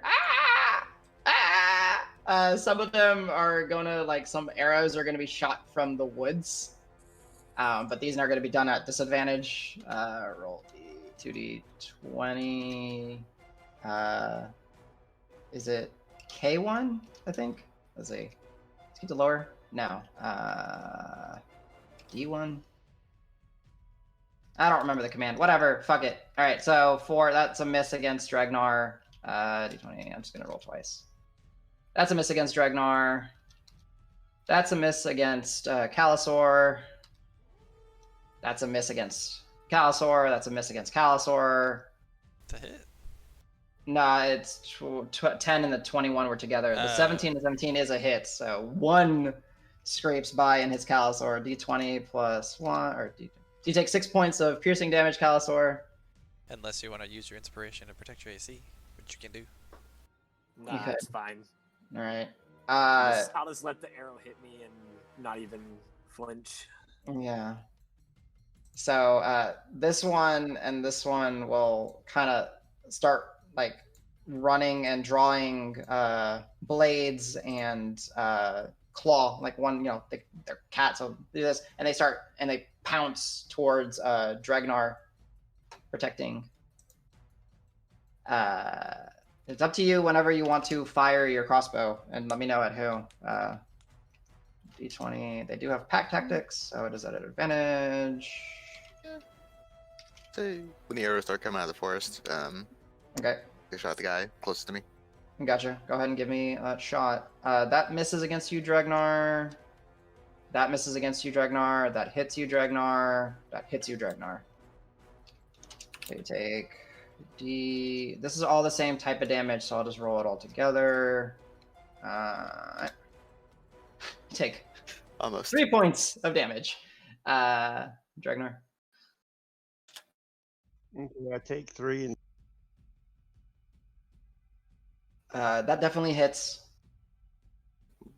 Cool. Give the damage.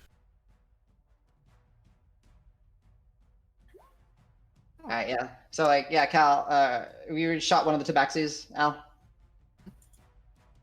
Okay.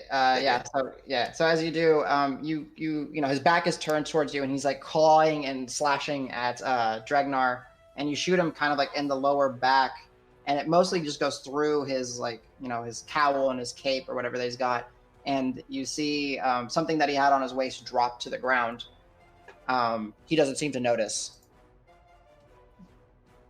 If you want to, Al, you can give me a perception check, and Dregnar, it is your turn, and you can also give me a perception check.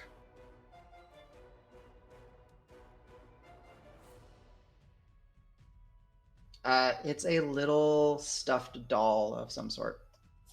That's mine now.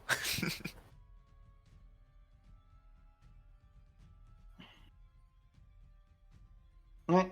Dregnar, you do as you please. Okay, one at the top. Okay. Grapple. Okay. So what's it? Okay. D20. I don't think they have any strength, but let me check. Any at all. Yeah, +0. Yeah, you got that one grappled. Okay. Grab it by the mane. I want to spin a key, and no, actually, I won't. Okay. How far away am I from the main group? You're because you ran actually into the woods. You're 60-ish feet. Okay. I will spin the key and dash and move, so it'd be a total of 90, half 45. Okay. So I will drag his ass back to the group. Okay. All right. So in drag, this one will do an attack of opportunity against you. Roll D20. I'm gonna say he doesn't get his pack tactics in this case because the person's not very threatening. Misses. Yeah, it hits you, but you're just like in that rage that you don't even feel the blade, the little scimitar, strike you. I say, stay. Sick. Good job. Nice. All right. Davis, followed up by Grant. So can I get? Oh, unless there's anything else, Dregnar. I'm sorry. Was there anything else? That's it. All right. So can I get to him then? With him dragging him back, I'll say yes. Theater of the mind, loosey goosey. Yeah, you're able to. I'm gonna get right up in his face, not 10 feet away, and just be like, "My friend here is not real happy that my other friend didn't get to take you out, or took out your friend. So should I just let him have his way with you?" And then I'm just gonna hold my glaive to his throat, and I'm just gonna hold him. If he breaks the grapple or leaves, then I'll attack him. But I'm not gonna do anything to him. So please roll me an intimidation check with advantage. Okay. And you notice that this one is actually a little bit more, while she seems very fierce and like in a feral state, she's much more slender and lean, and it is in fact a female tabaxi. 24. Oh, she is cowering. She's wetting her knickers. She's crying, like tears are starting to form. Yeah. Okay. Not expecting this. That's it, I'll just hold. Okay. Grant. Yes. You straight up destroyed the insides of somebody. What else are you gonna do?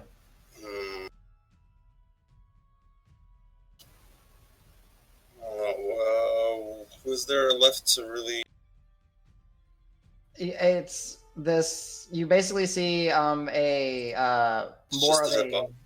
Yeah, Not like a the yellow. original Tabaxi, right? Yeah, you see like a yellow-brown tabaxi being drugged by Dregnar into the group, and this like more white colored tabaxi just turn and snarl. Guess I will just toll the dead him, Go for it. and then what's an action? I'll spend an action to toll the dead that one, I guess. Okay. 20. DC 14, is it? Yeah. Yeah. Fails. He's damaged, so 2d12. Gonna turn this one inside out too. Aw, Not so not as good. No. It's still as it like takes takes its hold. He starts to cough and like kind of spatter his his like head starts twitching a little bit, but he's not nearly as affected as the previous individual. Just yell out, throw down your weapon and surrender. Yeah. As you do, Grant, the Freud, the Earth Genasi, is like on the ground, just coughing, and he's struggling to survive.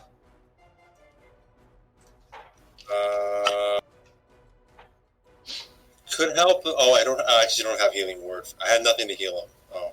That's fine. I'm just letting you know. Like you, yeah. You could You always pick up on the fact that he's still alive. you could always go stabilize him with a healing check Yeah, I guess I could. or medicine check. I don't have lay on hands. I don't have the stabilizing spell, so I have to But- do it manually. Yeah. I'm saying you if could use your have healer's a- kit.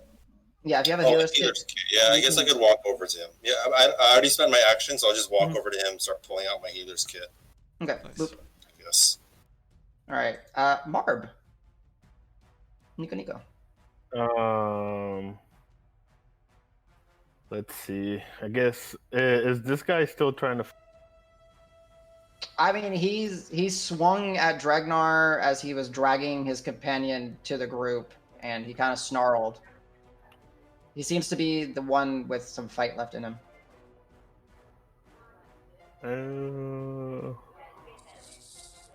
Guess I'll just kill him for fun. All right. It's very Marb. That's very Marv-like, right? I honestly Let's expected it. do just a double attack pretty quick. No, actually, no. Yeah, let's kill him first. I'll stabilize the other guy later. Fuck that Okay. guy. Okay. So go ahead and roll. They're just straight shots. If you're sharpshootering, do your negatives. If you're not, then just roll +7 or +9. What the fuck? Jesus. That's Yeah. it's early level Rangers. Yeah. Well, that's the archery fighting style. Yeah, that +2 too, to yeah. hit.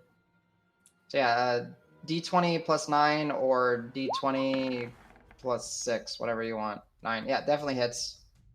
He's injured, so 2d8 plus your dex, and if you want to use Thrill the Hunt, you can, or you can wait for the other shot. Obviously. Okay. I mean, this poor individual.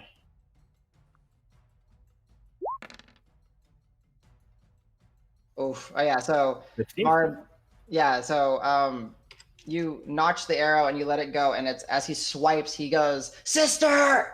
And then you just release the bolt and you just like shoot him in the mouth, and it comes through one cheek and out the other, kind of like at a weird angle, and he just kind of crumples. He takes like a couple steps and just falls over and start. He's still like kind of crawling, but yeah, he's essentially down. Sweet. And can I use my movement just to get close to the guy that's barely alive? Which one? Say which Freud? White Tabaxi? No, he's way too far away. You'd have to dash. Oh, the guy that. Wait, but is he alive? The guy that got He's double bleeding stabbed? out. He's bleeding out. Like you can get close to this individual in this turn. This person's maybe like 30, 40 feet away. This individual's 60, 70 feet away. Oh, okay. Then I just walk at normal pace towards the. The one that you just fell. Got it. Yeah. Yeah. Go ahead, Marb, as you're as you're walking your passive perception, you see that same little stuffed doll on the ground, but 10 feet away from this individual. Can I pick it up this turn, or? No, it's a little bit further away. Like it's more towards the woods. He moved forward to chase Dregnar a little bit, but you do see it. Sweet. And Amara will just call out, is like, "You idiots! You better run!" Yeah, I think they are running. And she's gonna kind of dash over to this one and potentially assist you in stabilizing. I don't know what you're gonna do. She's starting to pull out a healer's kit. All right, Calisor. Not Calisor. Sorry, Roque followed up by Cal. Essentially, I would say with this, you essentially have 3 felled individuals and a whole bunch of people running away. And So one we'll go grappled. ahead. She's still Yeah, she's still grappled. technically and active. Starling. So we're gonna kind of loosely drop initiative. So, but like Roque, Cal, Al, you essentially can work in this like little chunk together. Adam, Uh-huh. I'm gonna key dash, action dash, and catch another. Okay. Do you want a That's- half? Do you want? That's do you- 180. Yes. Sorry, no, Uh, not 180. It's 140. 140. Yeah. You get a pick. Big guy, little guy. Okay. Big guy. Okay. Yeah, you catch up to what looks either like a human or a half elf, and yeah, you're there. And go ahead, you're on his tail. I mean, next turn we can see what happens. And Adam, I'm gonna wild shape into a moorbounder and go charging off into the woods. Jesus, after him guys, as well. let him go! Holy shit, they're not worth it. These guys are That's small what happens timers. when you attack the Menagerie. We're gonna kill you, your family, your ancestors. So what's funny enough is a moorbounder has 70, you dash. You basically so you catch up to Dregnar. Like Dregnar is unnaturally moving fast, and you're just like sprint. You kind of like jump, and your wings are flapping a little bit. Sprint, jump, and you kind of catch up to him. Do you want a big guy or a little guy? I'll take a little guy. All right, here you go. You got a little guy. But y'all are well away from the group at this point, chasing him down. Roque, would you like to, you can type, I know you're on the phone, would you like to stabilize any of the fallen individuals, or you just want to watch them bleed, or? Yeah, okay, that's what you meant. I guess you would go over to the Tabaxi because he's the easiest one. Are you using a spell, or would you just like to use a medicine check or just a healer's kit? Those are your three choices. Okay, Oh, nice. Go ahead and roll me that D4 plus 1.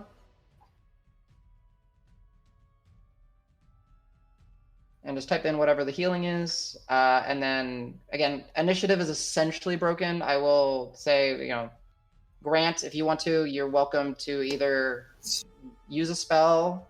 I got a healing spell, so I'll try and use a kit to stabilize the rock, man. Okay, if you use a kit as an action, it allows you to just use a charge. So go ahead and drop one charge, and you do not have to use a medicine check. Excellent. Um, Little butterfly bandages on his rock parts. Yeah. On his necrotically rotted away. Yeah, so this guy's going to be He's missing a prone. piece of his finger. I put a little band-aid on. He's like, yeah, it'll grow back. It's fine. Yeah. They're there. I've had worse. Yeah, so his eyes kind of open, and you kind of flip him over a little bit. All right, 9, got it. Healed him a little bit more. And then he's up to 1 hit point. Or actually, no, he's still technically unconscious. You kind of flip him over, and he kind of, his eyes are kind of like fluttering open and close and open and close, but he's out. Roque, as Grant heals him, and then Roque, as you help this white-furred tabaxi, you see that doll as well on the ground, and it's just a little stuffed little doll. Al, anything from you? Davis, I'm assuming you're just keeping this other individual kind of like... I mean, and I'm honestly a little bit end. shocked to seeing my party mates go freaking running off into the woods after them. I'm like, guys, the hell? I'd probably ask Grant and Davis, so we're hoping, what are they, okay. Well, do y'all need help with anything? I think we're okay here. She's fine. She's just, they She's, didn't realize down. how in over their heads they were getting when they decided to take us on. Yeah. So yeah, all these individuals are essentially she's down on her knees, hands up, kind of with your glaive at her back of her head. She's like, Yeah, at this point I'm not super keeping it real close. I'm just all right, she's good. gotcha. No, grab some rope. Never trust. I mean, honestly, yeah, I'm down with that. Hide them like a Thanksgiving turkey. I mean, I'm not gonna That's hog tie her, but That's fine. I'll bind her wrists behind her at least. All right, go ahead and give me a survival check. DC is very low. It's Okay. just... 8. Oh no, sorry, 11. Sorry. Yeah, I was gonna say, but the DC was 5, so Yeah, you're okay, good. yeah. The 11 makes it a little bit stronger. And Al, were you doing anything other than being surprised as well at the bloodlust of your friends? We got the power, but we don't got the communication. Where's the party splitting up? Yeah. Yeah, where'd they go? I I assume they're check coming this back. group. Holy moly! Sorry, I was just moving y'all down a little bit. There we go. Yeah. Adam, can I circle around and kind of just herd 2 of these guys back towards the group? But you know Just what? Yes, just you start, can. growling at them and kind of just run around them and then force them back. Yeah, just to to give you guys a sense of what he turned into, it has a natural speed of 70.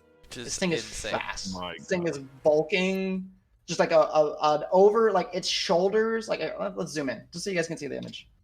It is like the front of its body is like oversized. It's like we can't see huge. it. You can't It's see behind Fog of War right now, I think. it. There you go. Yeah. Does that work? Yep. It should. If I Z it, it should make it large. But essentially, it's a more bounder. I'll link it at some point. It's this terrifying like amalgamation of like, well, it's not an amalgamation. It is a beast, but it's this like just this bulking sheer speed demon of a creature. Yeah, you can catch up, and even with them sprinting and dashing away, you essentially can corral potentially all of them if you wish. Yeah, let's do it. All right, yeah, there. Go ahead and give me an intimidation keep one check alive at so advantage. the story. A what, Adam? Intimidation check at advantage, using your wisdom because you got your wings popped and everything. Like you're just scaring the shit out of these people. So are there this many here? What the hell? Yeah. Adam, I will grapple and drag. Okay, nice. I'm gonna say it's easy enough. Like he's just shocked that you caught up to him. So you grapple him, you got him. You're just starting to drag him. It'll take you a little bit, but you'll essentially get him back to the group. Cal 18. I think just like two of them just basically panic and just break for it. All the other ones are like essentially just like stopping and like they're just being like circled by you.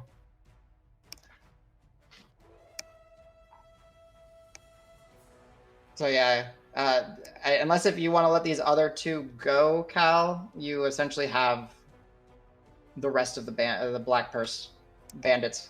Yeah, the other two can go. Okay. Yeah, you see just like a smattering of halfling, male and female, humans, half elves, elven folk, and they're just in poor leathers, a few blades. They seem to all have some sort of like either like a sling or a crossbow. Just kind of move them all over here as you corralled all of them. Is anyone doing anything with the initial tabaxi? I guess the leader, you would say. I want to like give them a pat down and like very thorough pat down and take away any hidden weapons they might have. All right. Give me an investigation check with advantage, as they're like, I'm assuming the group's kind of got them swarmed, surrounded. You got the Moorbounder just circling and snarling, and like for the first minute, it's got these like wings just flapping, adding to the whole like intimidation factor. And then they eventually you see them kind of recess in, where the light kind of vanishes, but it's still like covered in moss and like bark. It's a terrifying sight. Its paws are essentially the size of your head, Marb. Boop. Whoa. Yeah, there you go. It's actually a large creature. Out of 10. So Marb, you go through them, and these guys have very little on them. Essentially from like the belt that holds their pants on, some daggers, some blades, bolts, and all that. You're fairly confident that you at least got, a lot of it, if not it. Maybe they're crafty. Maybe they got one in their hair somewhere. Maybe they got one in, in their mouth below their tongue. You don't know. But you definitely dispose of a lot of weaponry. Never mind. Okay, that's good. Can I do the same? And then can I look for like tattoos or other marks that may indicate if they're in a group or anything like that, or any affiliations? Yeah, sure. Who are you going to? One individual? The one that's right next to me. She's okay. Yeah, so she's. I'll even ask her. I'll say, "Hey, it's like you got any marks or anything that signify who you're with?" No, we're just. No.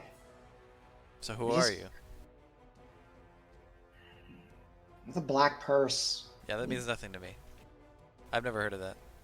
What's this? Just like a little thieves guild or something? Little bandit group? I mean, what do you think you were doing? Well, way out here. Pretty low-level bandits. Who you? out I mean, here. who do you think you're catching coming out of this godforsaken swamp? There's just nothing but undead and terribleness in there. Who's coming over all the way out here? Undead. There's no undead Yes, here. What? man, don't contradict me right now. No, you serious? There's undead. Why? No, we gotta get the. Yeah, gotta warn the people. You're fine right now. That's well, you got bigger problems to deal with right now. Let's just put it that way. And as you're like interrogating the black tabaxi is like coughing, and he stabilized, but he's looking terrible. He's unconscious over here. Can somebody go get that guy? Like, he needs help. I dragged him back by his tail. Oh, jeez. He goes unconscious again. Yeah, he's no, I mean, he's unconscious. He's just stable. So yeah, she'll just be like, what do you want to know? What are you doing? Is this all of you? Like, I mean, it's you got the drop on us, and you still couldn't take care of the business. Like, you guys have a lot of work to do, but also you shouldn't be doing this kind of stuff. How else are we supposed to survive? You know. I mean, I will say, fit in. You know, you don't have to fit in. You can make your living on the fringes of society without having to steal from people. What do you expect us to do? What did you say, Angie? I think he said Pirate King or something. So yeah, I'll say, oh yeah, Pirate King, nice. That's Oh, mostly stealing, I think, music. Or a lot of stealing. Anywho, yeah, so, you know, go, do you guys know of Green Hill? Just go to Green Hill, see if the Adventurers League will hook you up. I mean, if you can carry... We don't fit in at Green Hill. You don't have to be in Green Hill. They'll send you other places that you don't have to fit in there. No. Like, a lot of us are like, we've been doing this for a while. I'm pretty sure some of us are, you know, not welcome in society. Well, you know, we're the people that lost jobs or lost home and don't fit in, and we have like fucking, how do you so out of character. Well, no, you know, I'll try and keep this in character. Okay. So, Menagerie. Do we think these guys might be of any use to us in any of our future endeavors? Maybe have them, you know, do some things for us? We'll train them and we'll have our own militia. I'm just saying, if we're trying to take on some things that, you know, we may not feel like we were prepared for if we had some extra help, maybe. They need something because this they're not good at. No, they're not. This is not for them. And I mean, and I've met groups of people like this, and they don't even register in terms of their skills for this. So maybe we could use them as something else. So, real quick, as you're discussing this, what was that? Hey, Me? Adam, can Yes. I walk over to the doll? Yeah. And pick it up with my teeth, and then I'm gonna walk it Yeah. over and throw it down at Marb's feet, between Marb and the guy whose pocket it fell out of. Okay. Yeah. So as you do, it is it's a crocheted stuffed little doll. Looks to be of actually really, like, you know, nicely made. Something that they probably pillaged or looted off of some other people at some point. And there's a little piece of parchment kind of tucked in, and like little dress of the doll. Can I pick it up and read what's in the parchment? Yeah, it's just, you know, to my sweet little kitten, you know, daddy misses you. Yeah, that's basically it. Fudge. And like, as real quick, just to give you like a visual too. So when Roque went to go heal this individual that you shot, Roque went, put his, grabbed the arrow that's in his like cheeks and pulled it out as he was healing him. So this individual has like some very like tender, barely healed pink splotches where there's no hair as the bolt kind of went, or your arrow went through. I drop it at his feet, and I just want to ask him, like, very interesting thing to carry on a mission to rob some people on the road. What is this doll all about? And all right, he's still like, he seems to be the one with the most fight in him. He still kind of snarls, but he's like, we picked it up a day or two ago. It's part of the toll. They just, there's some small group traveling through, and they didn't fight back. We just took half of what they had or so we could bring it back. Got it. It's for my girl. She doesn't see me very often. It's for my daughter. I just wanted to kill her. Now I feel bad. I take a moment. I pick up the doll and like kind of wipe like the dirt that was on the ground, probably that got on it. It's like, okay. If you tell us what we want to know, maybe I can consider giving this back to you. And if we're feeling nice about it, maybe we'll also let you go so you can actually deliver it to your girl. But I have several questions, starting with, how long have you guys been guarding this road up in here? And I kind of crouch, get on his level so he like can see like eye to eye. I'm assuming he's like on the ground. Like, you're kind of keeping him kind of. Essentially, they're all kind of kept prone, maybe sitting, kind of restrained at some way. Bound with whatever ropes y'all have, or even just however you wish to imagine it. I don't believe any of y'all have any manacles or anything. Can I ask a very out of character question? Is there a spell that is like detect lies, basically like a lie detector spell? There are certain spells. There are spells, I guess to let you know, there's things like detect thoughts, where you can kind of skim the surface thoughts of creatures. There's Zone of Truth, which makes it impossible for the individual to lie, but they don't necessarily have to tell the truth. They can just refuse to answer or skirt around the truth. There are entities. Marb would have no idea about this, but I don't mind. It's kind of fun to teach D&D. There are entities usually on like the celestial scape that just literally know if you're lying to them. They just have like a divine. They sense truth. It's literally what it's called. They just know if a lie is spoken. And you can get severely punished just for lying in their presence. But yes, there are means. Marb, you would really not know any magical means. You would know maybe some, toxins, alcohol, some other things. You would know some physical means of getting people to tell the truth. You wouldn't necessarily know how to magically get it out of them.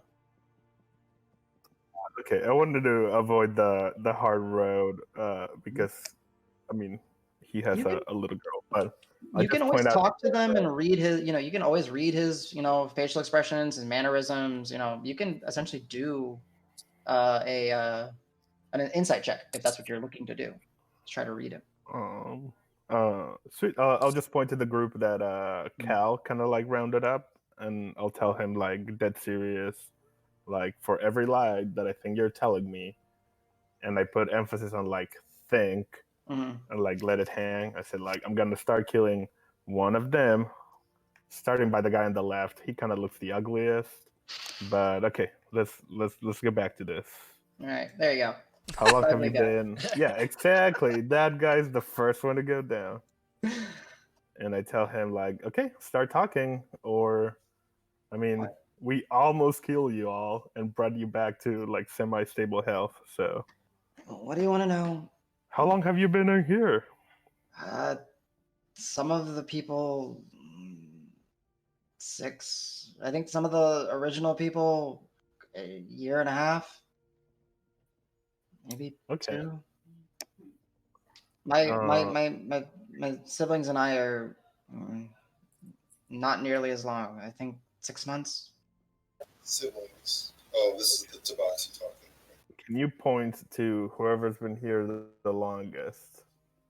With your hand. Actually, out of this group, it'd be the 3 of us. Oh wait, no, technically, sorry, Freud, and he points over to the unconscious Genasi. He's probably been here the longest, and he kind of calls out, "Who's been here the longest?" And they kind of all look at each other, and they're kind of afraid to answer. Everyone points at the guy who can't defend himself, laying on the ground. Yeah, the few of them just kind of point to Freud. Sweet. Okay. Second, how far away is your camp, and are there any more of you in there? Yes, there's more. A lot more of the women and the children. Maybe about another dozen or so men. Can I throw a dagger at the guy on the left? Sure. It's at disadvantage. Oh, you don't suffer disadvantage. Yeah. So yeah, go ahead. Oh, fudge! I still have to roll. Okay, let me throw a dagger. He's. You know what? I'm not even gonna try. I'm just gonna take a dagger out and Okay.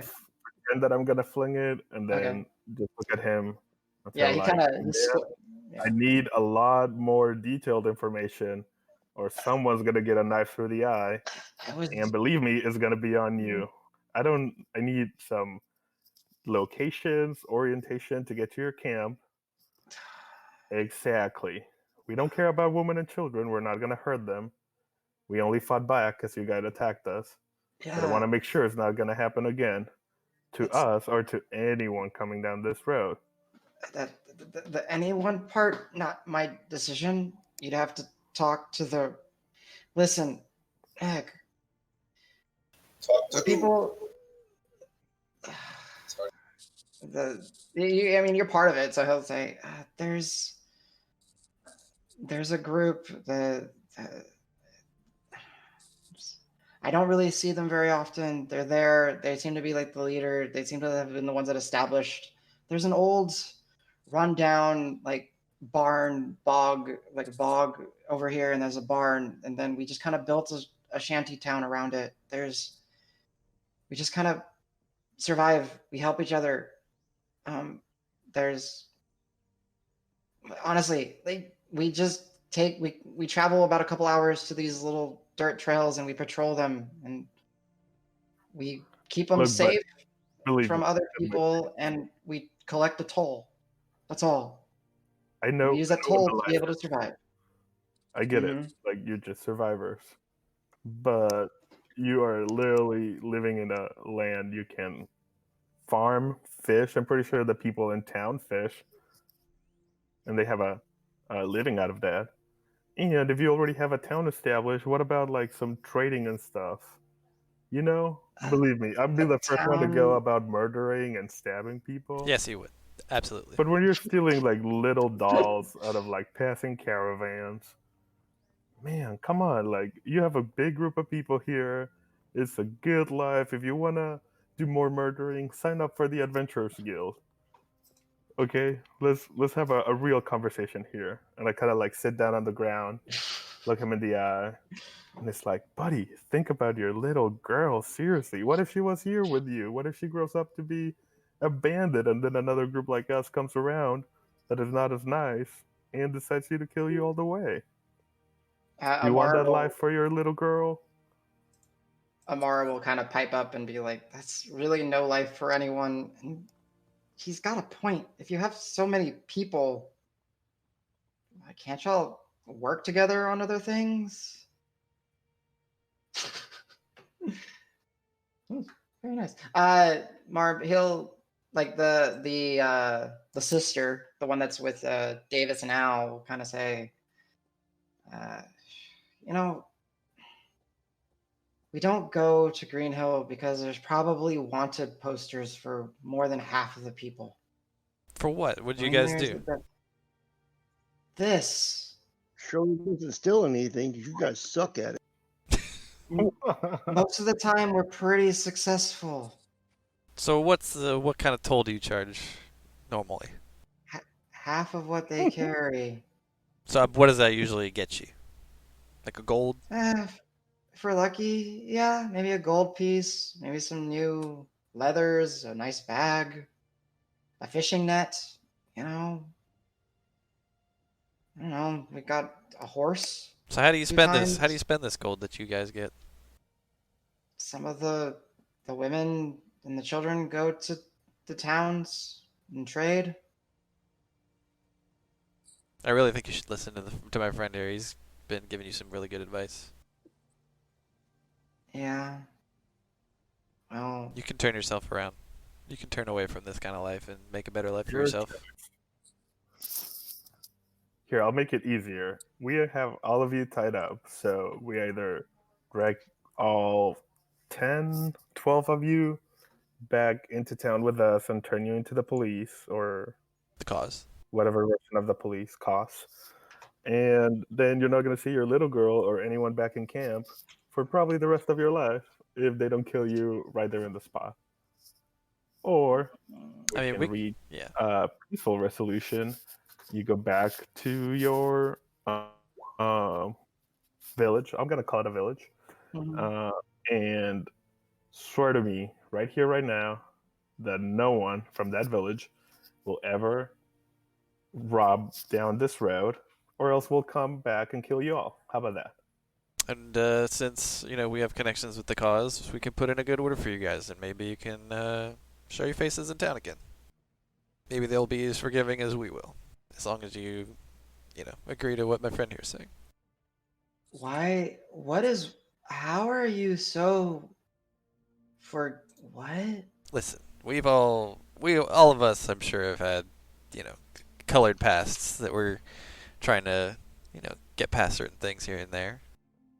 So we understand people have things that they want to put behind them, move on with their lives. That's what makes us the Crass Menagerie.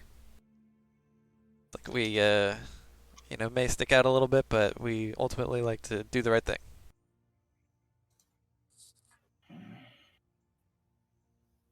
Hey, you stab me, I stab you. It's the type of world we live in. But we got to do what makes us happy, and we can clearly tell none of you are happy with the life you're living. So do something different. Have fun with it. Go stab somewhere else in another area. Discover yourself, and then come back and be happy. All right, I said it. Listen to him. Well, maybe not so much the stabbing part. Everything else, I would say listen to him on. Stabbing is phenomenal. And I take out a brochure out of one of my pockets, and I kind of slide it into whatever T-shirt he has. Think about it. Stabbing stuff changes the way of life. I'm just gonna leave it there. He's so confused at that last bit. He's just like, you just told me to do what? Very informational brochure. He'll get it once he goes home and reads it. I assume he can read, but yeah. He also has pictures. Very good brochure. Very convincing. So, the female tabaxi will essentially call it Timber. We can't. We cannot make that promise for the group, but we can make the promise for all of us here. And she kind of raises her voice. Right. You kind of see the halflings and the humans and all of them, and then the one that she called Timber, which is now the white-faired tabaxi. They all kind of nod. Freud, in his unconscious stupor, just goes, and unfortunately, that's not gonna work. I believe me, I trust your word, but I want you to also promise that if anyone in your camp breaks that promise, y'all are gonna hold them accountable for that and punish them. This is not like everyone can do whatever they want except stabbing. I want you to promise or swear right here in front of us that no one in that town is ever gonna rob again this road, or we'll come back and kill you all. It's a simple request. If someone breaks that rule, you're gonna punish them. Maybe we'll come back and ask what happened. And you said like it's taken care of. Awesome. We'll be on our merry way back. We promise? We really don't want to kill all of you. We promise, right? We promise. Everybody, we promise. He's like, it's like wide-eyed and just like, because it's like this swing of emotions during this conversation of really caring, stabbing, hey, here's a knife, really caring, threatening. It's like, we promise. And like everyone's just like wide-eyed and shaking. Hey, we'll kill you. Yeah. And then it clicks with Timber that he hasn't heard his brother's voice in a little bit. He's like, smoke. And he's like, just like instinctively just starts like, you know, turning his back and starts like essentially crawling away from you towards his brother. I don't know how this would work mechanically, but could I give him a moment of courage heal somehow? This is kind of strange. I mean, I'll just come. You know, I'll actually go over there and just be like, "Come on, get up." If you're helping him, yes, you can give him a moment of courage. Go for it. Yeah, I'll just give him one hit die. Hit die. I'll roll what it. is the hit die? Well, no, I roll. Oh, so I roll a merit die, 7. So he gets to add his con mod, right? No, we changed it. Remember, it's always con mod. Right, that's what I'm saying. So it's 7 plus so his con mod. D8 plus. So 11 points total. Wait, what's the plus 1? No, I rolled a 7 on the D8. Oh, you rolled. I rolled the D8. Yes, that's your merit die, and then he rolls his con. He's using one of his hit die to heal. His hit die is a No. D8. So now it's we roll the merit die, and then the merit die is the heal. No, I know. The merit die is the heal, and then he has the option to use a hit die when you heal him. Oh, sorry. You were And rolling that's his what he's D8 as a doing. hit die. I thought you were rolling my merit die. My bad, sorry. Yeah. So total 7 hit point or 11 hit points. Yes, my bad. He kind of gets up, and like the vines from the arrow and stuff are still there, though they've like the magic's kind of dissipated and they've kind of like withered away and kind of that, and he's kind of like moves and they just kind of crumple, and he just sees you over him, and he's just like just kind of bears his like claws. Easy. We're Timber. We're being nice to you guys. We're letting you Timber, go. Sasha. And Timber's just kind of like there next to you, nodding. I'll help him up too. I'll help Timber up, I guess. I know Smoke's probably too afraid. Yeah. All right. So essentially, yeah, y'all. And to be clear, like Smoke, your friends will fill you in later. But to be clear, even though my friend over there says that he trusts you to live up to your promise, I don't trust that shit at all. But I do trust that you act in your best interest to stay alive, and I trust you believe that we will definitely come back if we hear that anything has gone according or against your promise. That's what I trust. Yeah, of course. We're good for that. You're not Verdant Cause, are you? I may have been exaggerating exactly my involvement with the Verdant Cause. So no, we're not exactly Verdant Cause. We're familiar with them. We've done work with them, but we are not Verdant Cause. Okay. And he kind of points over to your shoulder, over to Calisor. He's like, that one? He's pretty cool. It's terrifying. Yeah. He's new, but he's great. We like him. And like, I'm assuming Dregnar, you've just been kind of like pacing around. Like, what have you been doing, Dregnar, this entire time? I drug him over there and just was standing by. He's still holding his tail. Yeah, he's just. I'm still holding his tail. I drug him. It's like, and that guy. Yeah, also pretty sweet. Don't want to get on his bad side. You guys are a unique collection. A menagerie, if you will. Yeah, you said that a few times. A collection? We're a menagerie. Yeah, hero pose. Yeah, what is it? Someone said like a Ginyu pose at one point. Oh, Ginyu force pose. Yeah. All right. Shit. All right. We should actually do it. Then Calisor just looking at us like, "What the fuck are you guys doing?" It's just like all of a sudden, just like everyone just kind of do Ginyu pose. Everyone gets together. Oh, and then so Roque casts Thaumaturgy, and like Al has to play a sick minor illusions and shit, and it's just like everyone's just looking like, "What the fuck is wrong with you?" Here you go. Okay, non-existent camera. Yeah. There you go. Everything is back out except for the beret and pebble. There you go. So yeah. Globe to like spotlight on us and shit. But yes, yeah. I'd Yeah. like to come up and ask Timber, Mhm. can you give us any more information about that other group that you said that's not at camp very often, but is sometimes there? What's the deal with them? I think they're the ones that founded the rant. I don't. Yeah, I think they're the ones that founded it. Really, really short-tempered. Goliath and brother, and I don't know the story, but I think they were like they did runs together. Some sort of he's this dwarf with this extra braided beard, and he keeps these like really heavy like metal clasps in it. I don't know. It's got to weigh like 30 pounds. I don't know how he keeps his. Anyway, sorry. I think they're just like the guys that started it all. They're the ones that told us that we were gonna be part of the Black Purse, and yeah. So do they tell y'all what to do? They're the ones that tell us who's on what patrol. Are they going to listen to you when you tell them you're no longer doing? No, they're gonna try to kill us, so we're probably gonna leave.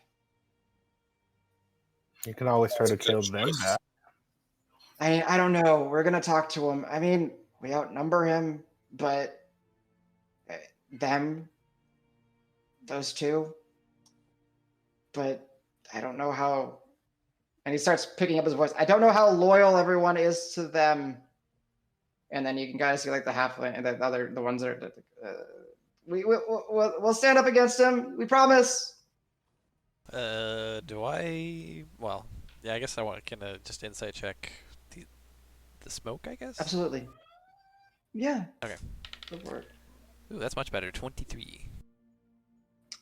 Smoke, Timber. They're being as honest as they can be. Like they have no idea if they can influence the Goliath and the Dwarf who seem to. And they really are the leaders, it seems. Yes. Okay. Yeah. From what you gathered, they do not want to hide any information. They just want to get out of here alive. Okay. But kind of what you've picked together is like they don't necessarily kill people unless if the people are, now that you know, verdant cause or fight back. They patrol some of the trails, keeping them quote unquote safe, and they collect a toll for doing that. I gotta say, you guys, when a group of this size comes up and says they're verdant cause, you know, regardless of how much forces laying in wait you have, like, maybe not such a great idea, considering if they're out patrolling, more would come. You guys aren't very good at this, so it's time for a change. Yeah.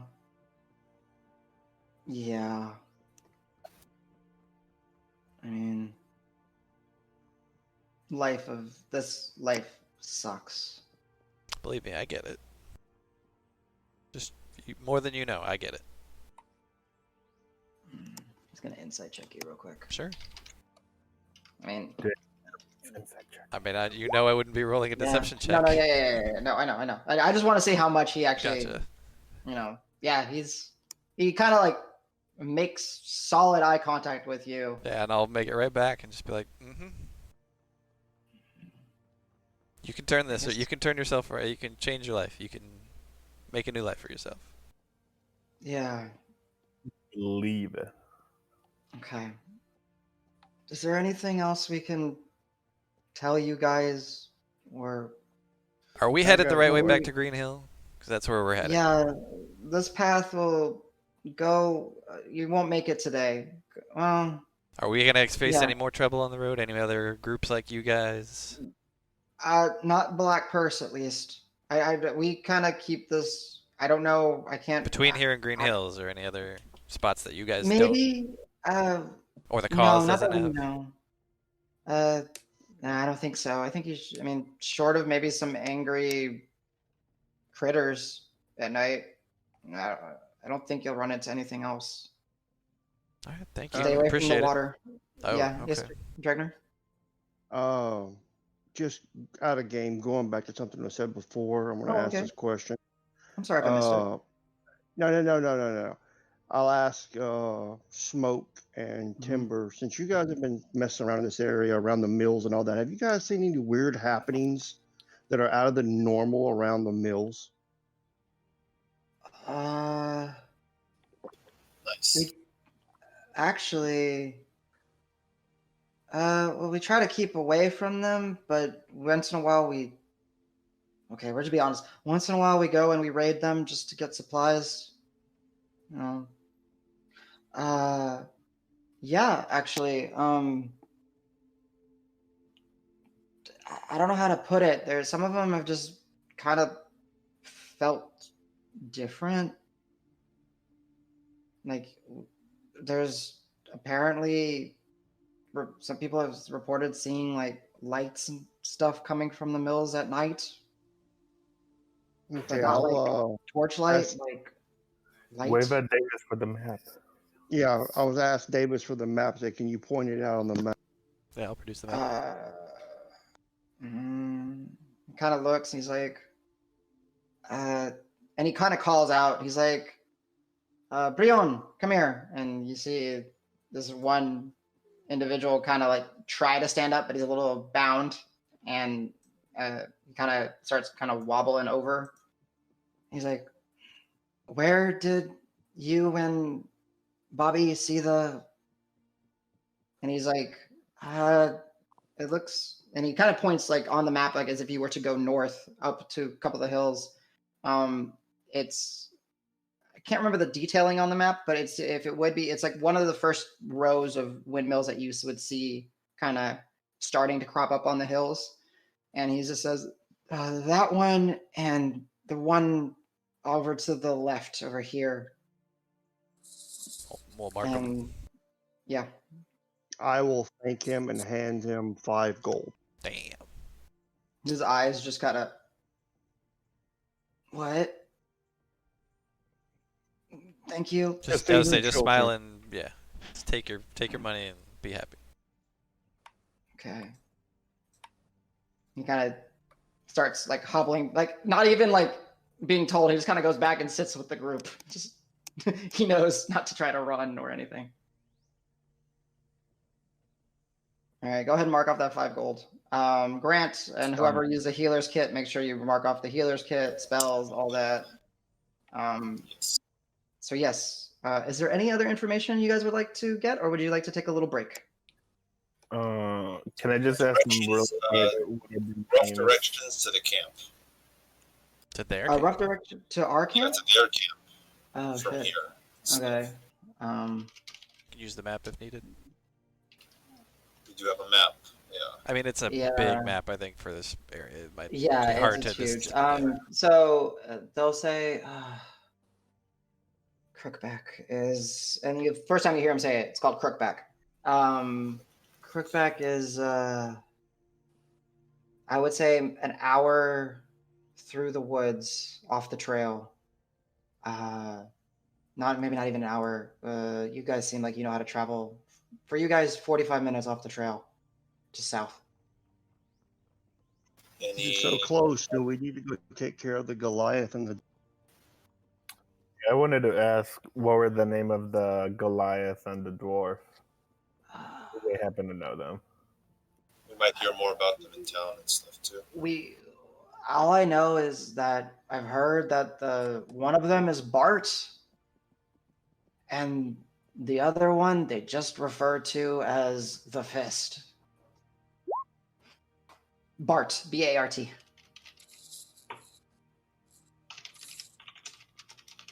Perfect. Dregnar, do you know anything about metal clasps and beards when it comes to dwarves, if that signifies anything? Or is that just common? I'm going to say no unless Adam gives me a roll because of my. That's a very quick. You know what? Even though, because I know your backstory, I will say yes. You can give me a roll. For you, it's going to be an extremely high DC. It'll be typically you get like that dwarven stone cunning kind of feature where you get to make history checks. I think at advantage, and you're considered proficient with it. I will allow very loosely to this be like dwarven culture, but DC is very high. So history check with proficiency. What's the name of the town again, or the settlement? Crookback, I think. Let me make sure. I have it in my notes. Sorry. Crookback, yeah. Yes, exactly. Crookback. 15. Okay. You're not 100% sure, Dregnar, but you have heard back at the monastery when you were like when you were in your educational or your enlightenment classes, and they were speaking of different cultures. A sense of decoration is putting weaving metal and beads and stuff into the beard. Certain higher adornment might be of a higher status. Just by the fact that the guy said that it's got to be like 30 pounds as he kind of went off on a tangent. You don't know, but it's either he's compensating for something or maybe he was of a very high status at one point. Okay. I will relay that to Calisor. Yep. Cool. Yep. But Calisor, as you see him, like Dragnar's actually like squinting and thinking pretty hard as he's kind of going. Oh. Cool. So yeah, let's really quickly, because wow, it's already 11. Let's take a little bit of a break. If you need to use the restroom or get a drink, we'll reconvene. At least decide what direction you guys are going, and we can continue for as long as people wish to continue.